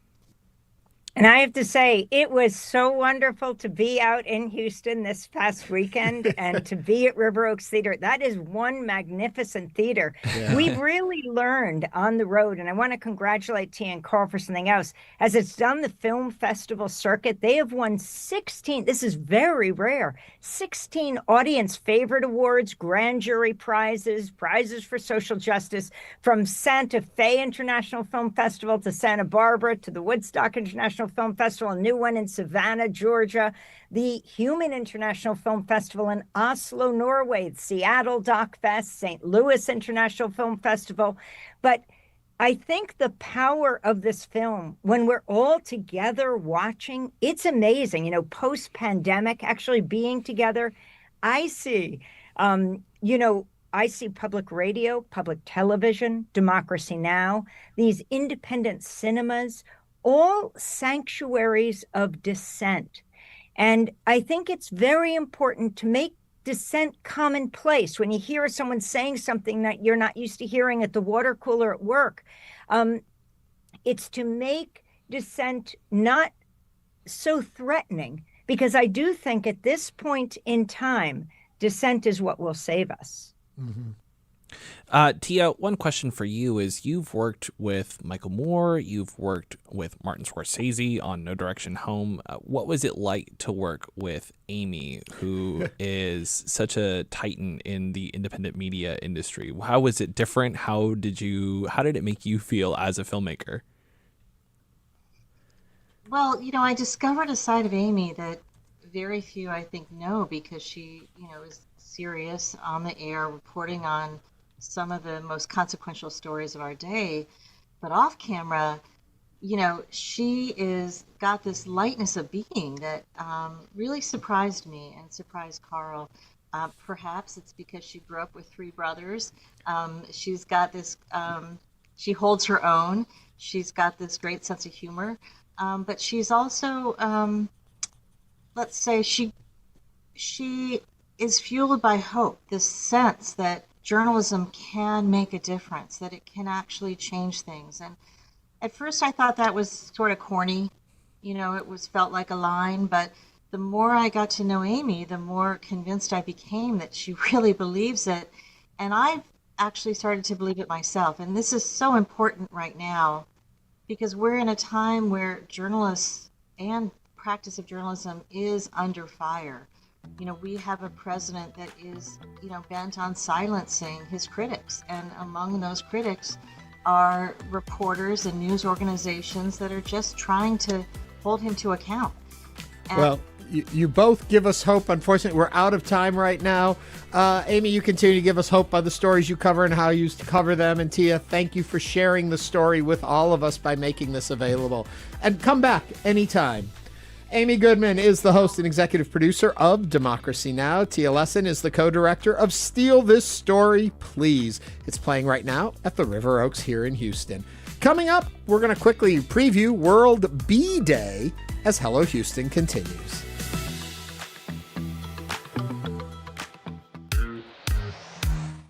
It's not just your car. It's the one that brought your kids home from school, took you cross-country, held memories, laughter, even a few breakdowns. When it's time to let go, give your car a new purpose. Donate it and turn memories into meaningful support for this station. Plus, you'll enjoy free and easy pickup, potential tax benefits, and a simple donation process. Your gift supports the programs you and your family love. Donate today and help keep public media strong. Call or donate online. Houston, uniting donors, volunteers, and community partners to help our neighbors struggling to make ends meet land on their feet and stay there. Information at unitedwayhouston.org. Support for Houston Public Media comes from listeners like you and from Central Market Wine Department, featuring hundreds of sparkling wines, rosé wines, and non-alcoholic spirits and spritzers for spring entertaining. More at centralmarket.com.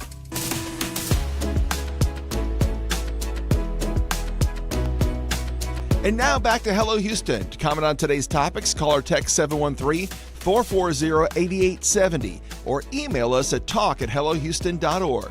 And now Ernie Manouse and guest host Michael Adkison. This Wednesday, May 20th, is World Bee Day. Not the Beyonce Bee Day. Bees, like the honeybees, an annual worldwide celebration dedicated to raising awareness about the vital roles that bees and other pollinators play in sustaining the world's ecosystems, while also bringing attention to the current threats they face today, which include declining numbers and habitat loss. So to tell us more about World Bee Day, we are joined by Melissa Hudnall, the Education Community Event Coordinator at the Houston Museum of Natural Science.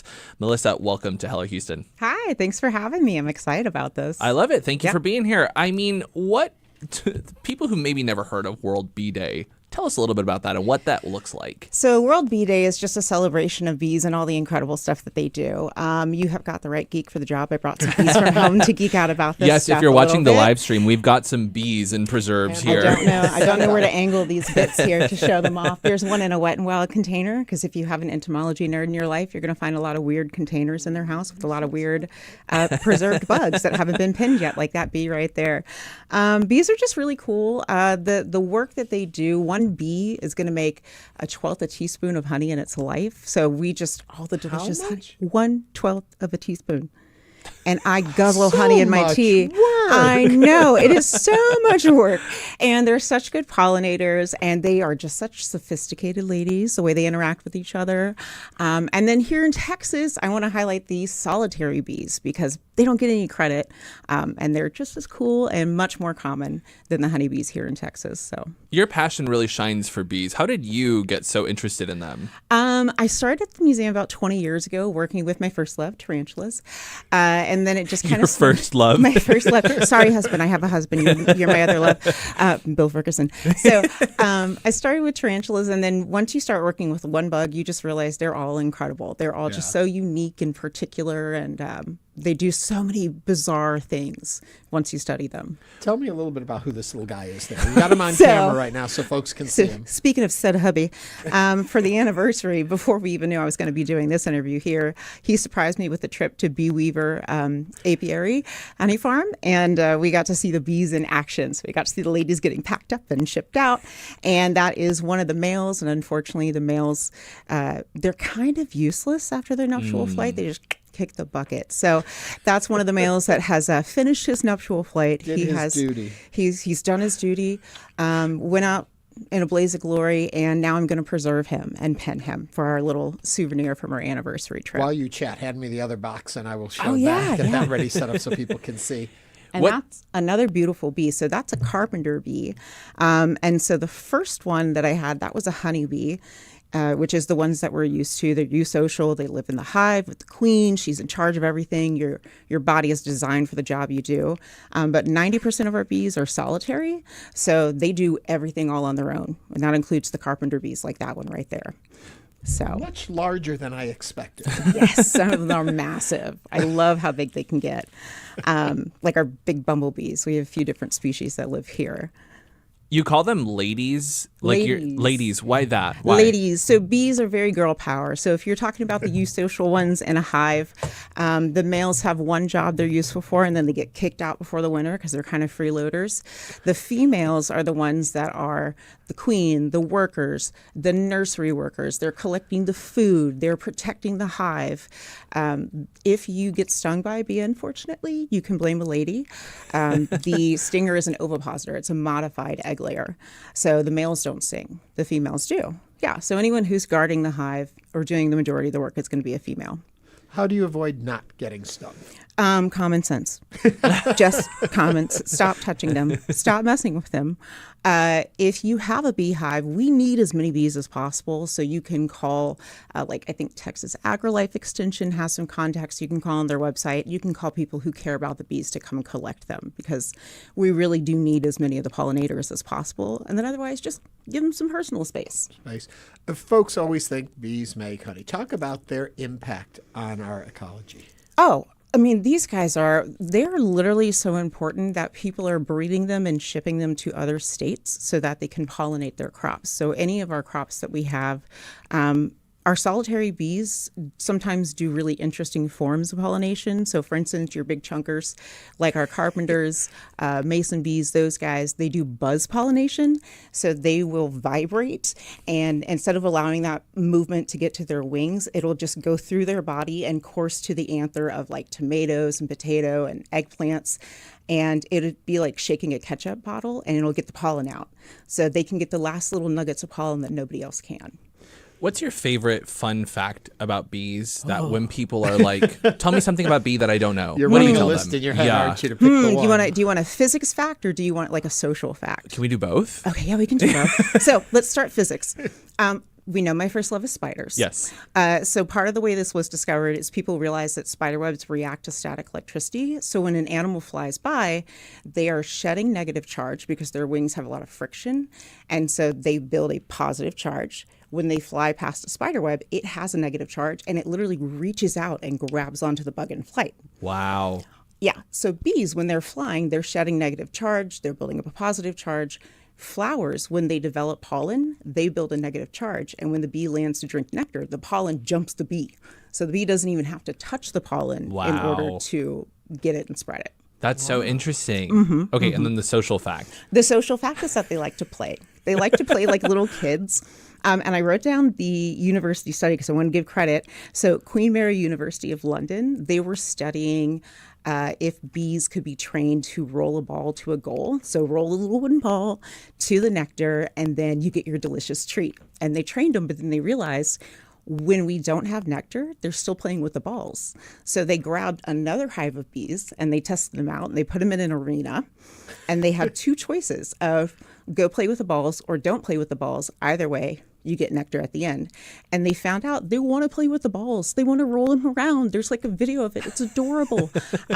One little bee played with the ball 117 different times. Wow. He was so excited about it. And there was no reward for play, just the play. Okay, and I know from studying of octopi, they're so that cool too. Because they play for no reward, that's a sign of high intelligence. What does this tell us about bee intelligence then? That tells us that they're pretty intelligent. It tells us that it's possibly a social thing about them. I mean, it needs to be studied further because we're finding that more and more animals play for fun. I mean, we found out, I'm sure you've heard the rats giggle when they're tickled, that sort of thing. So there's lots of animals that are living these little social lives that we don't know about. They just need to be studied further. I love it. It's so fascinating. Melissa Hudnall is the Education Community Event Coordinator at the Houston Museum of Science. Melissa, thank you so much for being here on Hello Houston. Thank you for having me. And just a note, World Bee Day will be observed this Wednesday, May 20th. How do we observe? What do we do? How do you observe? Give me 1 second answer. Do you plant a pollinator plant?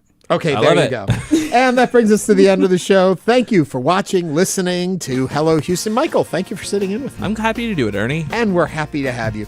On tomorrow's show, we got a lot more stuff. We're going to be taking a look at male mental health. And we're also going to have a conversation with actor Annise Morales right here on Hello Houston. So we'll see you tomorrow on News 88.7.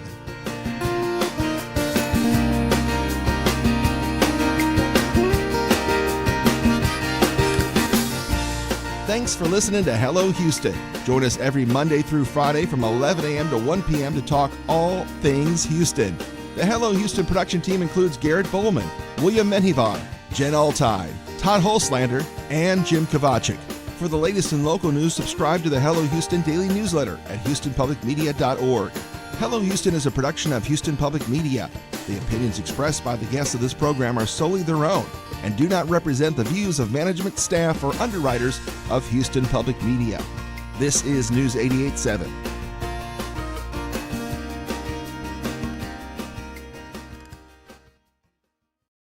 Support comes from Metro. World Cup planning includes